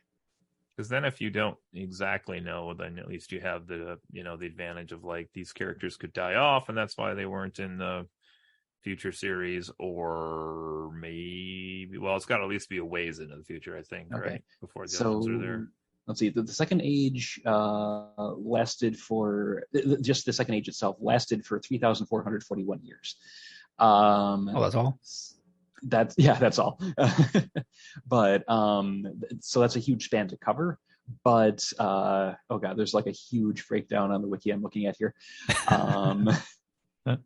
But yeah, so the war between the elves and Sauron began almost 1,700 years into the Second Age. And it keeps going from there. Okay. So yeah, I'll try to dig a little bit more in the background. Well, here. and we had said it. I think Brett had said earlier in the first episode that was like 1,000 years ago, wasn't it? They hadn't seen orcs in 1,000 years. Mm-hmm. Yeah, it was multiple hundreds. I don't think they said an exact number. Yeah. So we're probably in like the last third of the Second Age. It sounds like. Well, sounds about right. I think that the easiest way to kind of put this into perspective is it says the first Nazgul appear in Second Age year 2251. So we're Ooh, before okay. that, unless the Nazgul are out there and we just haven't seen them yet. Well, they just started falling from the sky, so we'll get there. But I just got a couple more here. If anybody else wants me to keep going, I can. Or if anybody else has any, feel free. Yeah, throw them out there. But I mean, I don't know that we can answer this question, but like knowing how much money Amazon has invested into this series and the rights to the Lord of the Rings properties at this point, like, does this show basically have to succeed for Amazon to get its return on investment on this? One, and then like two, what does succeed look like? Because it's a streaming show, so that's a lot different than like box office. And plus it's like, it's weird, like I don't really fully understand the streaming business in general, because like, how is Amazon making more money off me already having an Amazon Prime subscription to watch this show, which is now free to me? Like, are they assuming they're going to bring in $715 million more worth of Amazon Prime subscriptions just for this? Because I don't think that's the case. That's the only way they could possibly make money, is for more people to subscribe. Because yeah, like I said, I was already, or like you said, rather, I was already paying for Amazon Prime leading up to this. So it's like, thanks for the free show. Pretty much. Well, you know, it's hard too, because I was thinking about that from like Netflix the other day also, which I know they figure like has hit its peak in the world and like is starting to lose people now. And it's kind of the same thing where I'm like, if they have this awesome show that's on, so like, I don't know what that's going to do for them necessarily. Like, you're only going to run that show for 12 episodes, and Netflix traditionally has thrown them on all at once. I see now they're starting to like kind of put them one in a week, like some of the other streamers are, to try to, you know, that way you don't get a free week trial with Netflix and you watch the whole show and you're like, well, I'm done with the free trial. Well, see, Netflix is a little different because it's only streaming. Amazon Prime, you got the expedited shipping, you've got, you know, if you have an Amazon credit card, it gives you perks with that. So Netflix has to keep putting out compelling new content to keep people involved, because streaming is all they do. Whereas Amazon, you know, they just keep selling stuff, and you know, if people want it quicker, they buy Amazon Prime subscriptions. You know, so the video is kind of icing on the cake, really. That's where it's weird to me though, because then I feel like Amazon is the company of all of the streamers that doesn't need to bring in viewers with their $715 million new property, because I'm already going to pay for it for the free shipping and, you know, minor other perks that are associated with it. Yeah. One thing to point out is Amazon does allow you to like purchase individual like episodes and series as well. So I don't know for a fact, you know, since I already have it, I don't know if Rings of Power is one of those series that you can just purchase separately on its own and watch it. But maybe that is how they're getting some money back, because, you know, we've bought, you know, there's a few other things that aren't included with Prime that we here, my wife and I have purchased, even just like one-off episodes, like an episode in the middle of a series, you know, season of a series. We bought like just one episode because it tied into something else we were watching. And, you know, we bought like a season of a kid's show so we can watch that, but not the whole series. So perhaps Rings of Power is one of those that also you can just purchase separately. And that's how they're banking and getting some money out of this. Maybe. I was just thinking two other things with that too. One is like, it's weird to me also that Amazon seems to be the only purchase service.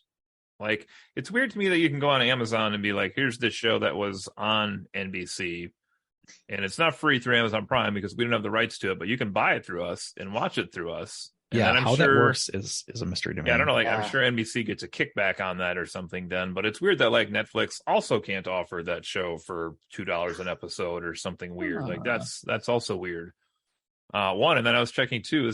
I just started showing this week in school the movie Tombstone, which I've never watched before in school. But anyway, and it's on Amazon, but Amazon also has a new tier of purchases, which is through a new service called Freevee, I guess. I think it used to have a different name, but anyway, it was like $20 for me to buy this to show it at school, which I normally end up doing because then if I ever want it for any year in the future, I have it. But they had Tombstone on Freevee through Amazon, which was like you can get it for free, but the movie's just interrupted by like 5 commercials that are a minute each. And I was like, we'll watch the commercials for $20. So we did, and like it wasn't a big deal. Like it's a little abrupt because it just goes from like gunfight to whatever commercial it is. You save big money on your car insurance. Yeah. I mean, already saving big money. So I don't know. It's just kind of weird. But did Amazon buy the rights to the Lord of the Rings property, or just for this? No, they developed this show because they have the property, right? They bought the rights to some of the appendices, which is why that's all they're adapting. That's because that's all they got the rights to. So they don't, to the best of my knowledge, they don't own the rights to even like the pre-existing movies. I don't believe so, because that was all New Line Cinema, I think, way back in the day. But I don't know where that ended up at. Yeah, I'm not sure either, but I'm pretty sure. Great merging of the 1920s here. Yeah, I'm pretty sure. At least for this show, they only were able to secure the rights to the appendices. Okay. So. Then the last 2 things I had, and then feel free anybody else has anything else here. One, this is not even related to the show, but it just, to me, again, I've been harping on pacing tonight, and I'm just, if any executive for Amazon is listening to this podcast, which is 10 billion or maybe 715 million to 1, hi, slow down the pacing on Wheel of Time, because you're showing that you can do it here. Please don't ruin that show because you have this show. I was worried about that already when we reviewed that show then, and now I'm going to reiterate it again. Like, please just slow it down and let that show breathe on its own as well. Agree. All right. And then the last thing I just had was like you guys want to talk about the like review bombing and spamming and shit on this as well? Yeah. So I got something here. I can actually jump in here and I'm going to just jump it at you guys here. So cue the game show music, because it's time to play I'm a salty fanboy who can't take pleasure in or appreciate anything unless it is 100% fits my expectations. Brought to you by Star Wars.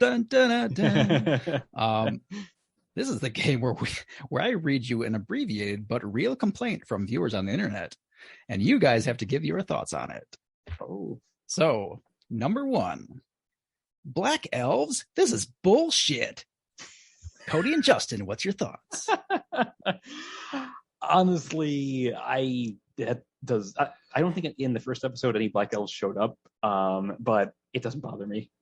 It really doesn't bother me. I mean, it's in a world where you got dragons, you got orcs, you have magic, you have all these things going on. From a purely geographical, interpretation of race, does it make sense? Maybe not, because skin tones tend to emerge, depending on where, different cultures, originated.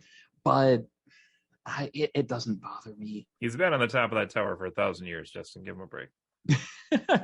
Anybody's too much sun lineage would get to, I don't have a problem with it. I mean, I get where they're coming from, but it just seems, I don't know. I see the 2 sides of it, because I always compare it to like the comic book movies, where I'm like, if they took a character that I love from the comics and they're like, suddenly they're a woman, or suddenly they're brown skinned, or suddenly they're whatever, like, does that make me mad? Maybe sometimes it does, I guess, but other cases I'm like, it's fine. So I don't know where the line is to draw on that, but I definitely would side on the side of like, who gives a shit? I don't care. Like, the only time I could see something like that being an issue is if the story takes place somewhere in our world. Like, I remember the Witcher series got a lot of flack for being just a bunch of white people, but The Witcher takes place terrible, is that what you said? Sorry. But The Witcher takes place in, basically a fantastical version of, where is he from? Poland. Poland. Yep.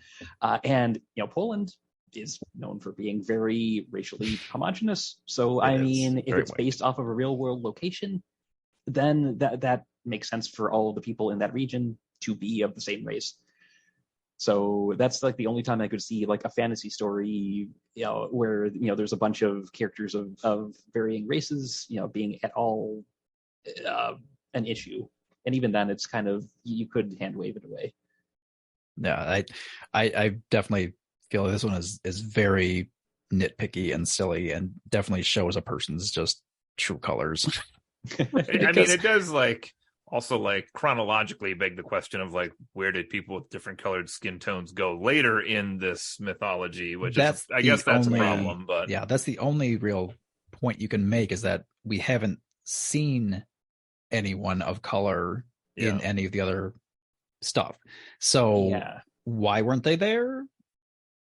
They were all across the ocean. Does that mean that they don't exist? No. That is a good question. Yeah. But hindsight and all that, Also, subnote here, I did find an article from Amazon that says they own the rights now to Fellowship of the Ring, The Two Towers, The Return of the Ring, The Appendices, and The Hobbit. Oh, okay. They do not have the rights to the Silmaria. How do you say it? The Silmarillion? Silmarillion. Yes, that thing. Unfinished Tales, The History of Middle Earth, or any other books, as long as we can paint a story within the margins of what we have without contradicting something that happens in the other ones, we can do whatever we want. Okay. Interesting. Yeah. Okay. All right, let's go with complaint number 2. Yeah, hit us. Woo! Morfydd Clark is too ugly to play Galadriel. Give us Cate Blanchett. Cody and Justin, your thoughts? I need a second to process that. They're saying the actress in the new one is uglier than Cate Blanchett. Is that what you're saying? Yes, basically. These are real complaints that I've found. I thought that was decent casting, and I'll go on the record as saying I don't necessarily find Cate Blanchett that attractive to begin with. So I'm more into the dark-skinned elves, but that's just me. I'll say whoever wrote that, I don't know where they're living, but the women there must be drop dead gorgeous, because if he thinks that the actress playing Galadriel in this is ugly, his standards are just like through the roof. I thought that was a pretty good casting job, honestly. I don't know if Elrond's further down on your list, but apparently they cast him twice for this, once for Elrond and once to play his chin in the new version, because whoa. A young Jay Leno in a role that will surprise you. Yeah. Yeah, I mean I'm on board with you guys too. I don't know where this was coming from, but it was what I found, and I was that's got to go in the list. Wow. So okay. And I agree actually that I feel like the casting job is really well done. She the look is actually reasonably similar to Cate Blanchett in the movies, and I feel like her accent is very kind of gives like that ethereal quality that you expect from the character. Yeah. So it's the win for me. I mean, I just posted a comparison with the two in the same photo. I mean, that's pretty good. It's not perfect. It's pretty good. Definitely closer than the guy they have playing Elrond to future Elrond. I mean, now could Morfydd Clark play a young Hela? That's the question we should ask ourselves. Ooh. We need a prequel to Ragnarok. Moving on. Complaint number 3.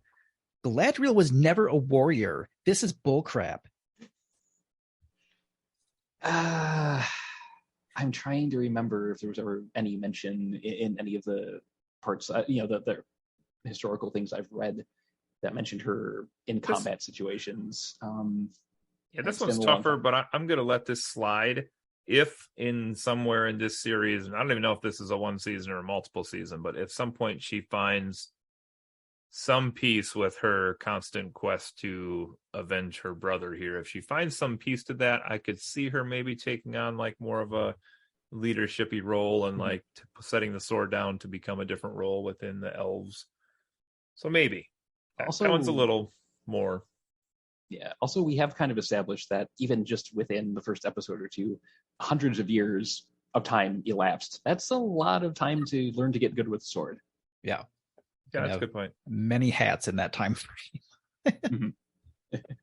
Yeah, and this is actually one where it really is just a matter of people just not being as smart as they think they are. Because the one thing I read was somebody had gone through and cut out snippets from the appendices and other bits that, it doesn't say like Galadriel swung her sword and chopped off the orc's head, but it definitely speaks of her fighting. Now, fighting could be a loose term. It could mean different things. Struggling or yeah. There definitely are several mentions of her kind of being on the front lines of this war. So it certainly is no leap to make her this warrior commander character. It is interesting. Has something been done where like elves or other races that live for thousands of years? Like, it's just astounding to me that more characters from those races aren't like, yeah, I'm kind of bored with this. Like, why would she fight with the sword for thousands of years? Like, I'd be bored after like 5 minutes. I'd be like, give me something new to do now. Like, you expect her to maintain the same quality for thousands of years? That's kind of weird. All right, complaint number 4 on the list. And this is a fun one because it's someone that we all know and love. Joe Janka, yes. What is this sexist crap? The women are all strong and there isn't a strong male lead. I'll just go ahead and tell you right now. This comes from Elon Musk. So just crapping all over Arondir then, huh? Yeah, pretty much. I would say he's not a strong male lead. We haven't even seen what he can do yet. It's implied he's a soldier. They call it, some guy greets him as "Hello, soldier" at one point. I mean, which implies he has military training. We haven't really seen him too much in action yet, as far as I understand, as of episode 2. But theoretically, he knows what he's doing. So far, we've seen him be captured by presumably a goblin.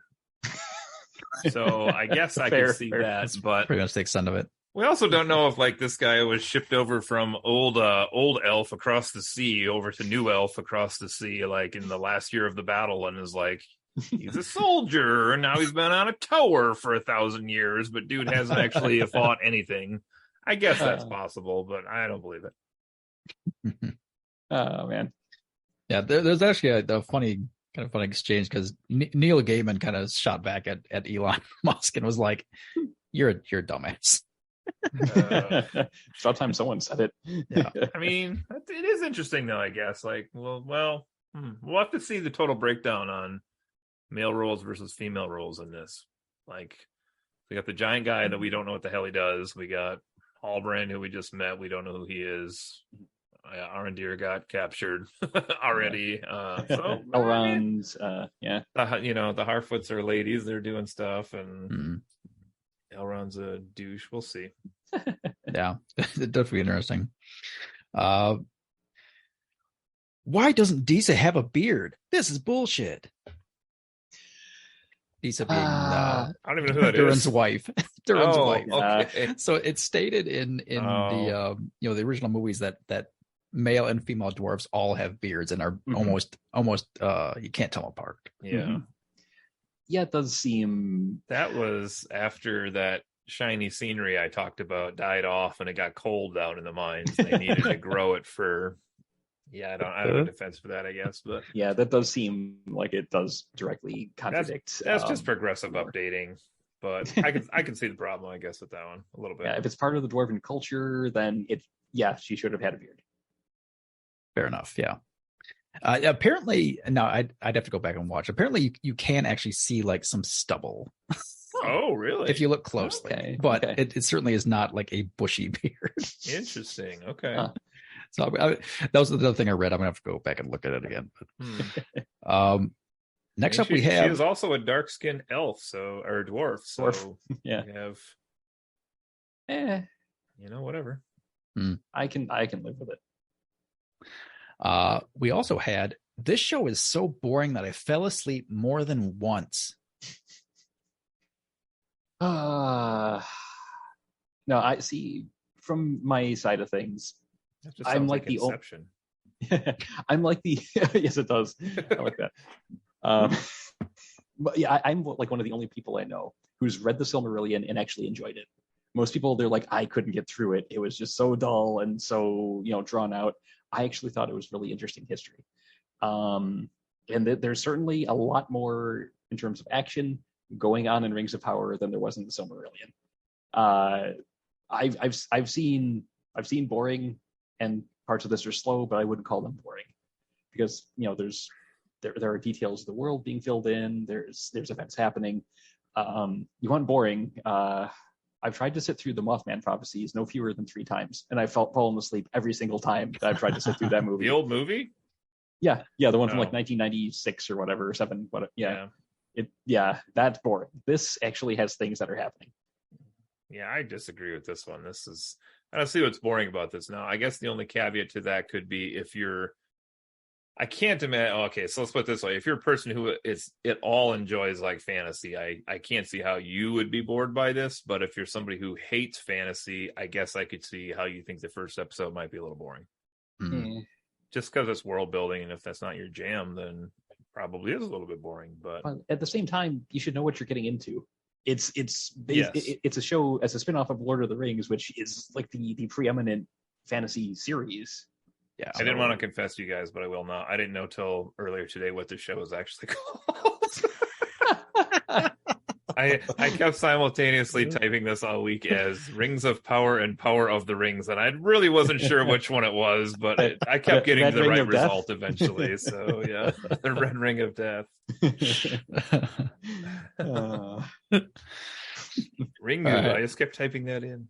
Got a couple more real complaints on my list here. So, okay. Tolkien is rolling in his grave. They have slapped his legacy in the face.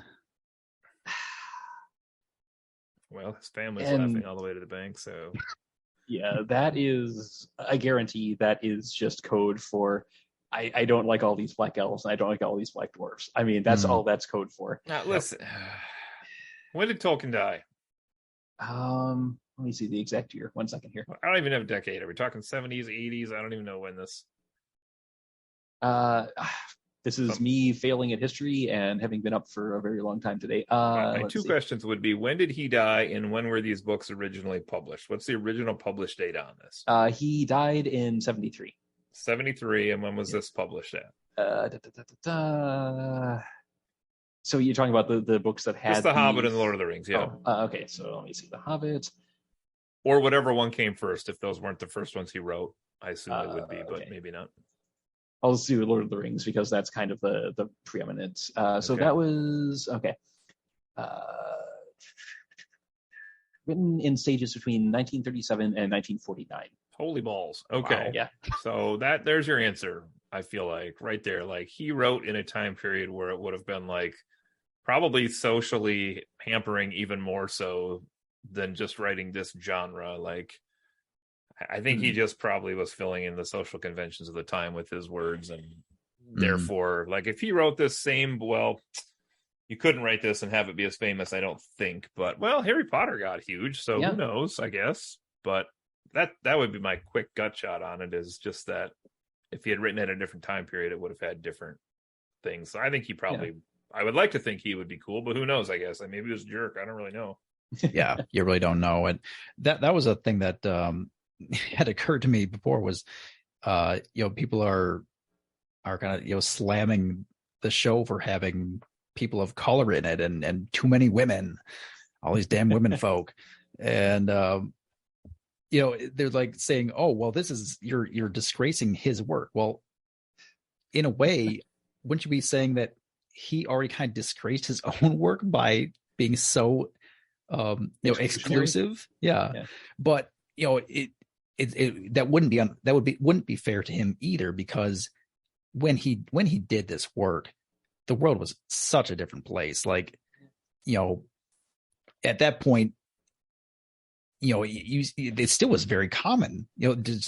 Everybody just was accepted that everything that's important, it's all white people, and it's pretty much all men.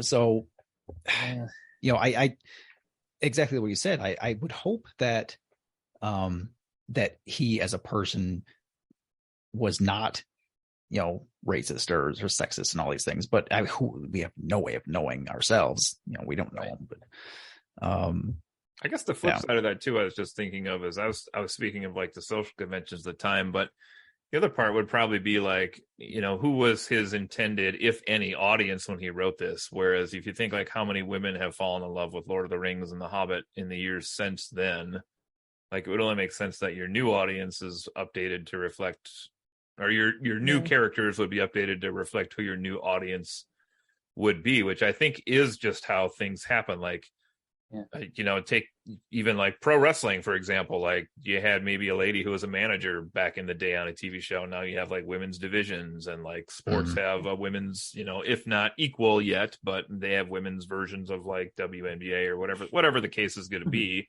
It just seems like that's updating the source to who might enjoy the product now. Like, a girl probably would want to watch the show if there were more women in it, and that just doubled your audience. So, yep. Look at us being all progressive here, Justin. Your wife would be so happy. I mean, well, probably, ish. Yeah. She's still gonna try to sneak on here, but ish. yeah. I mean, well, let's see if she ever actually starts up her own. We'll go from there.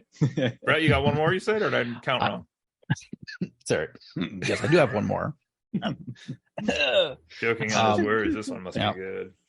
All right. First time air death. Here we go. Oh, he's double swigging. This is a good one. Man, he's got to build up his liquid courage. Yeah. I gotta really get my throat ready for this one. There you go. Who woke? That's it. Yeah. Where did that quote come from, out of curiosity? Sources? Like everyone does. It's just a general. Just too woke. Too woke. Too woke. Man. That's just a... Oh, again, that's just the same, a different way of saying some of the same complaints we've had earlier. About adding in a more diverse cast, and I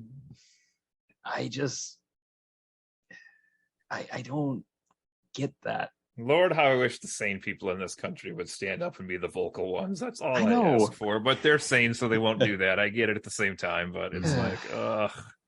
It's just too like, woke. Oh, why is that such a calling card now? It's ridiculous. I know. Yeah.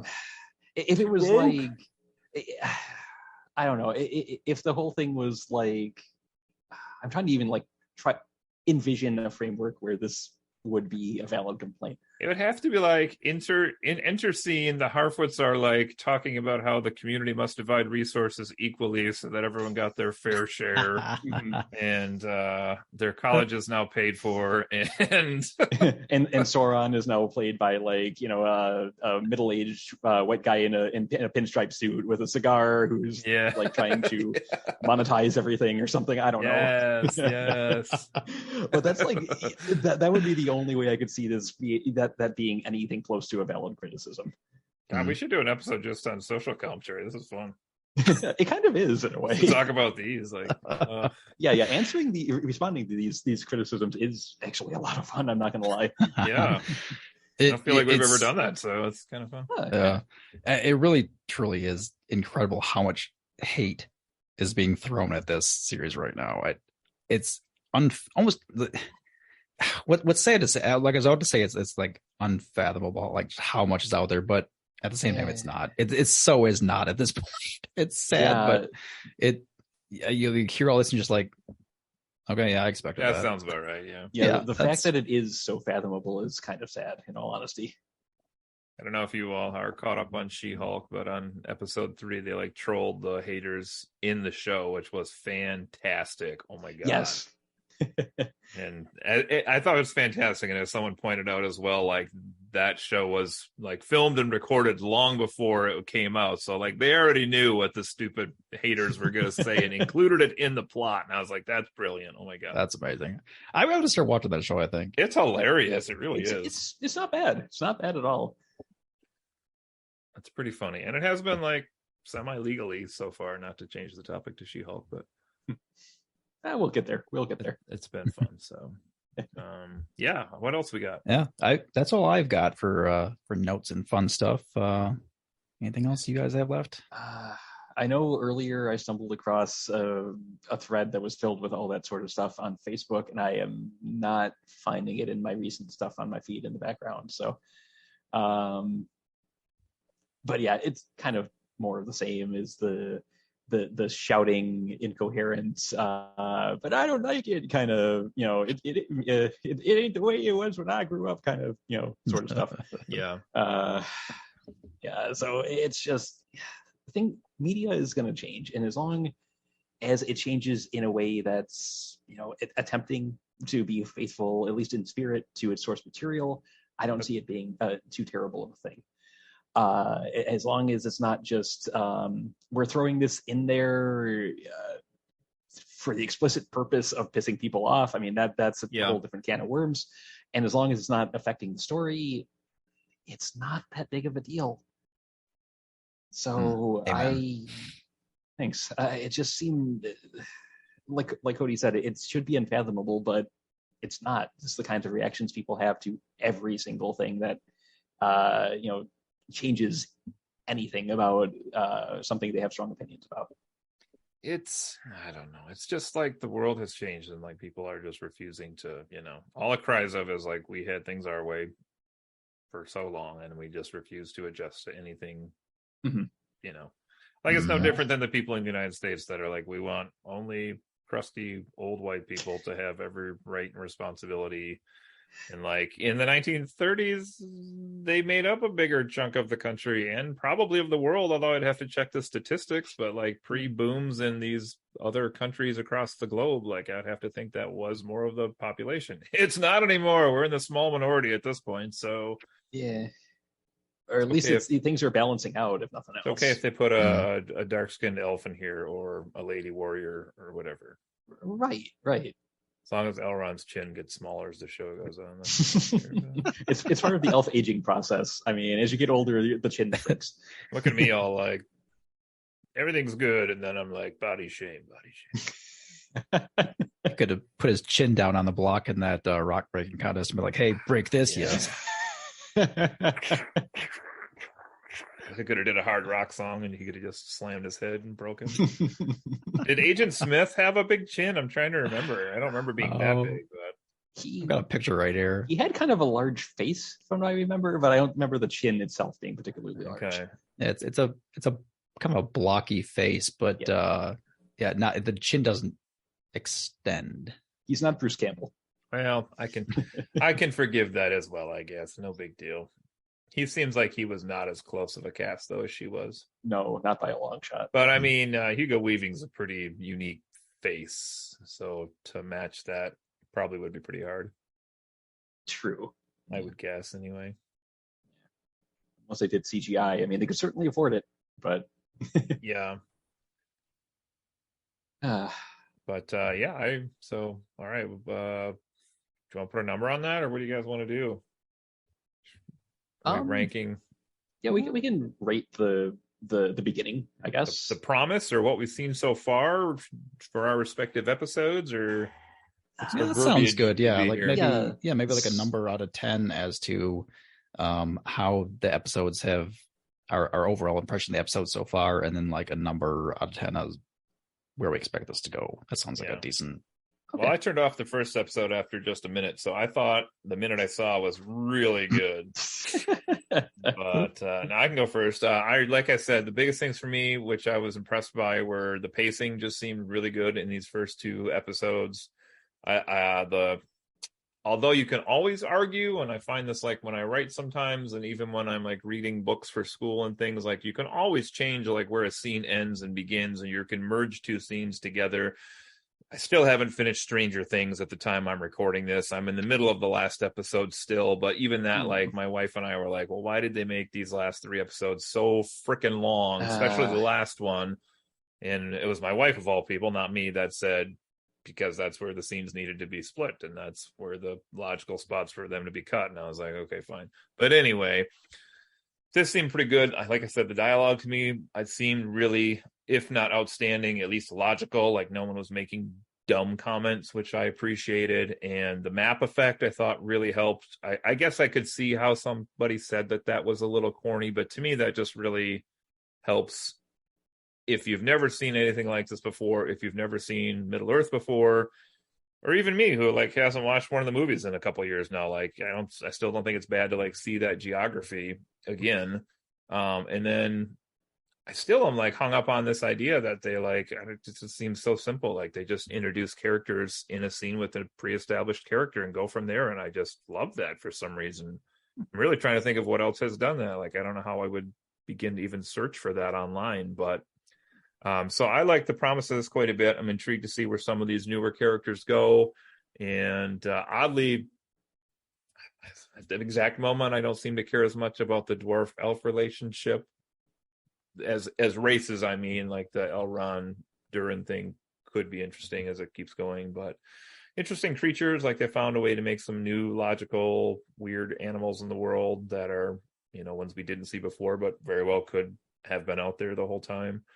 And so I like this quite a bit. I'm going to go with a high 8 on this. I really liked it.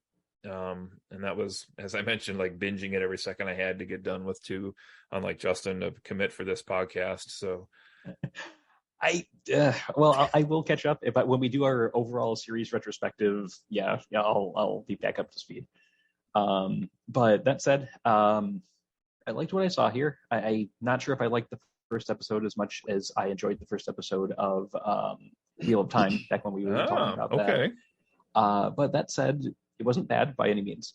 And really, I know I mentioned this way back earlier on when we started, but my problem here isn't with the additional women, the mixed races, the addition of diversity.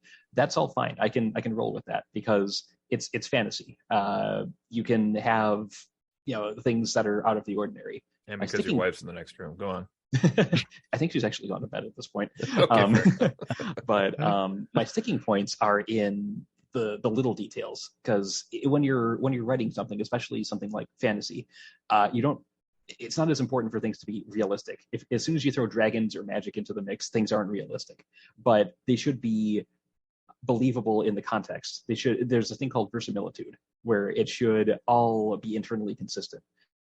And little things like the liquid water in the freezing cold wasteland, the eagle that's screaming but not bothering to flap its wings when it's on fire, just little background details like that felt like they were just kind of sloppy. Those were really the only things that took me out of the experience at any point at all.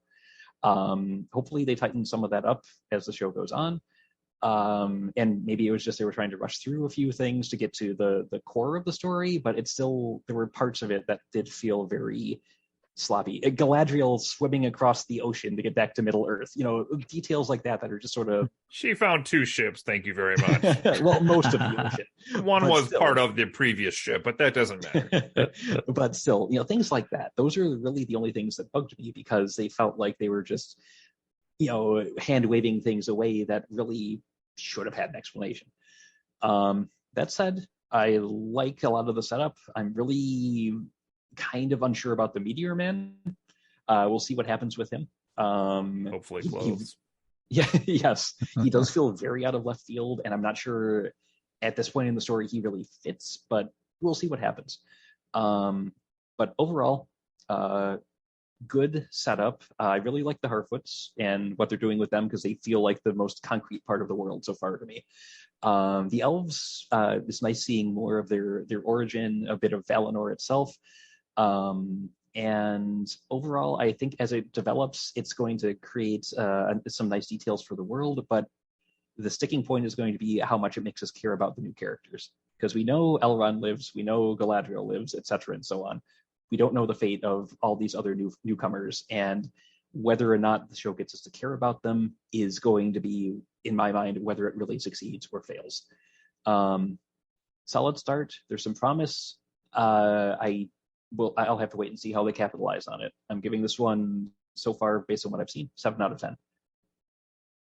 All right, pretty fair. I also enjoyed, pretty much most of what I saw in these first 2 episodes. And as I said, I've actually watched part of the third, and it feels like it's continuing, to progress as I, it feels like it should. What I felt, what I felt, kind of like the overall feeling that I got was it gave me vibes from the movies. It definitely, I think it's the same composer did all the music, I think, for both movies and this show, I believe. Yeah, I think Howard Shore, is that who's, I think I saw it on the credits. Yeah, I think, no, he definitely did the main theme. Okay. But even if it's somebody else that's doing the, the score throughout the episodes.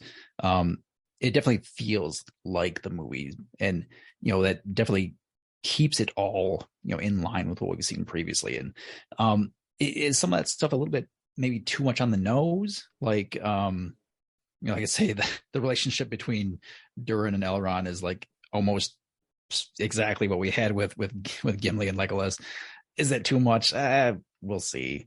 But it, at least to this point, lets you feel like you can just slide right in. Like, this is where I was.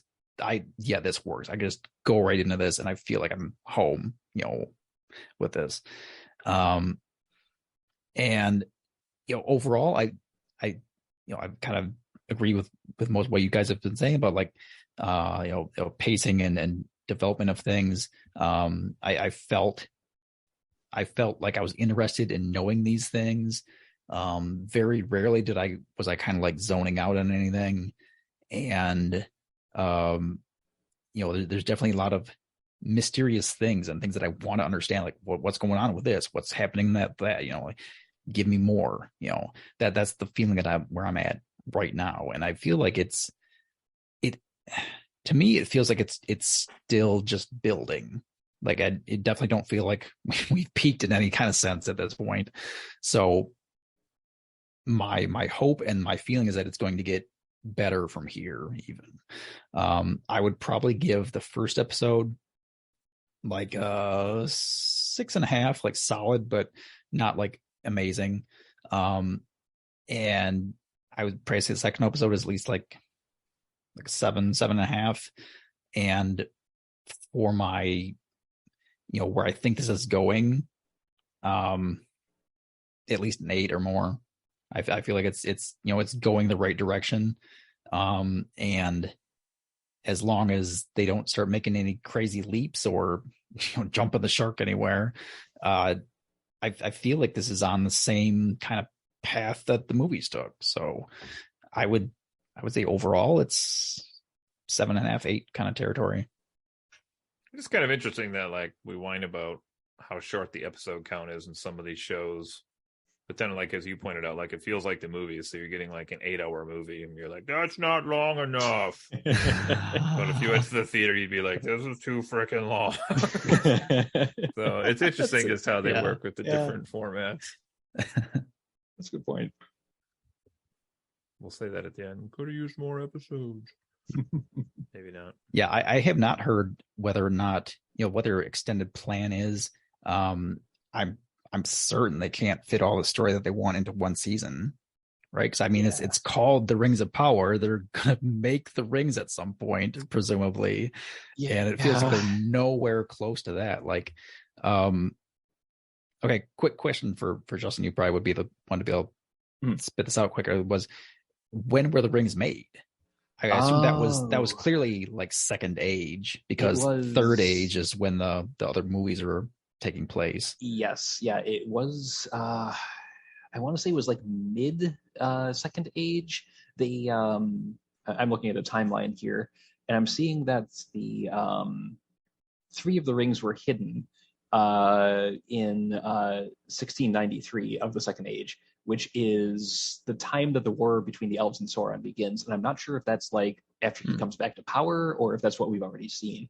But if it's what we've already seen, then it has not been established that the rings are out there yet.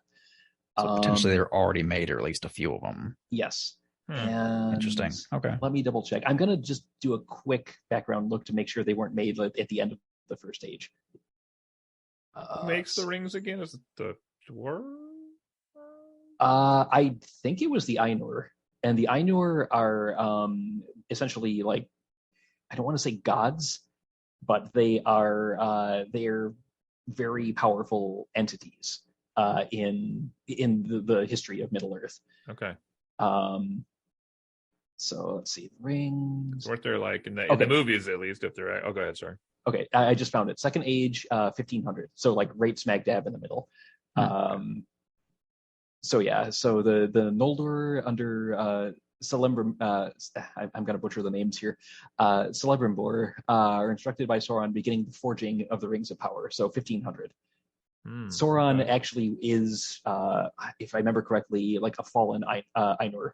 So he kind of orchestrated the forging of at least some of the rings. So is this what the giant forge could be for that they're working on then? I think so. That would make sense. Yeah. Okay.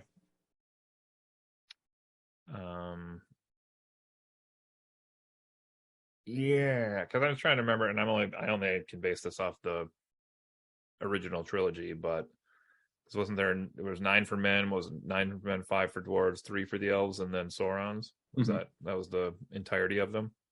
Yes, I believe so. It's interesting if you're saying 3 are hidden.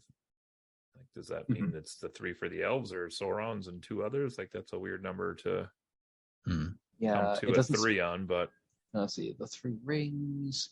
I feel like this is one of those problems where you like pour liquid into another container to try to get the right amount. According to the wiki I'm reading, the 3 rings that were hidden were the 3 that were forged for the elves. Okay. Never actually touched by Sauron himself, which I think is why they were hidden, because they had no chance of being corrupted by his influence. Okay. Interesting. And then I'm trying to remember in the old trilogy too, like, are Elrond and Galadriel 2 of the people that have the rings? Let's see. Remember they show the scene in the movie, at least, where they have like the 9 human lords and then the 5 dwarves and then 3 elves, but I don't remember if they were like generic elves or if they were actually the ones we knew. Elrond did inherit one after its original owner died, and Galadriel was only ever wore one of the others. So that one wasn't ever worn by anyone else. And let's see, the third of those 3 was worn by a few different people. Gil-galad, who gave it to Círdan, who eventually, possible spoilers here for the show, we'll see, eventually gave it to Gandalf.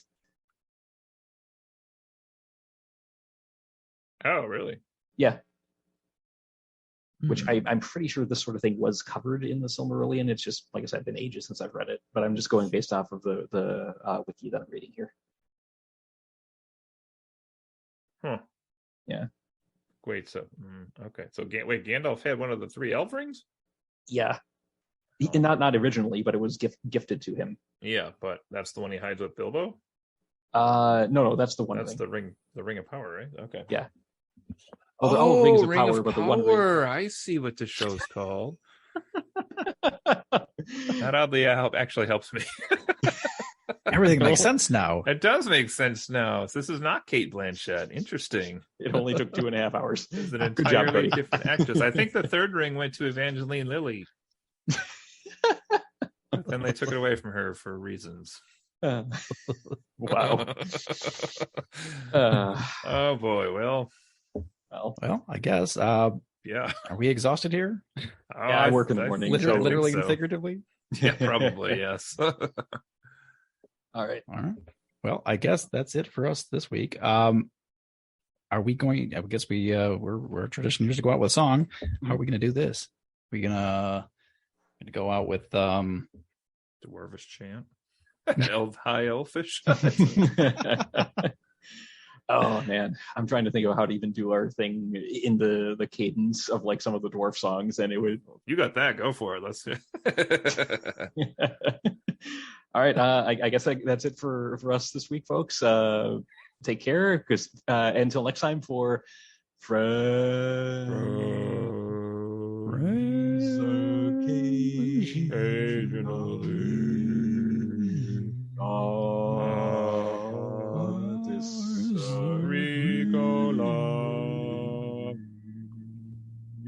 There we go. Bye. Knock it out. Good night, everyone.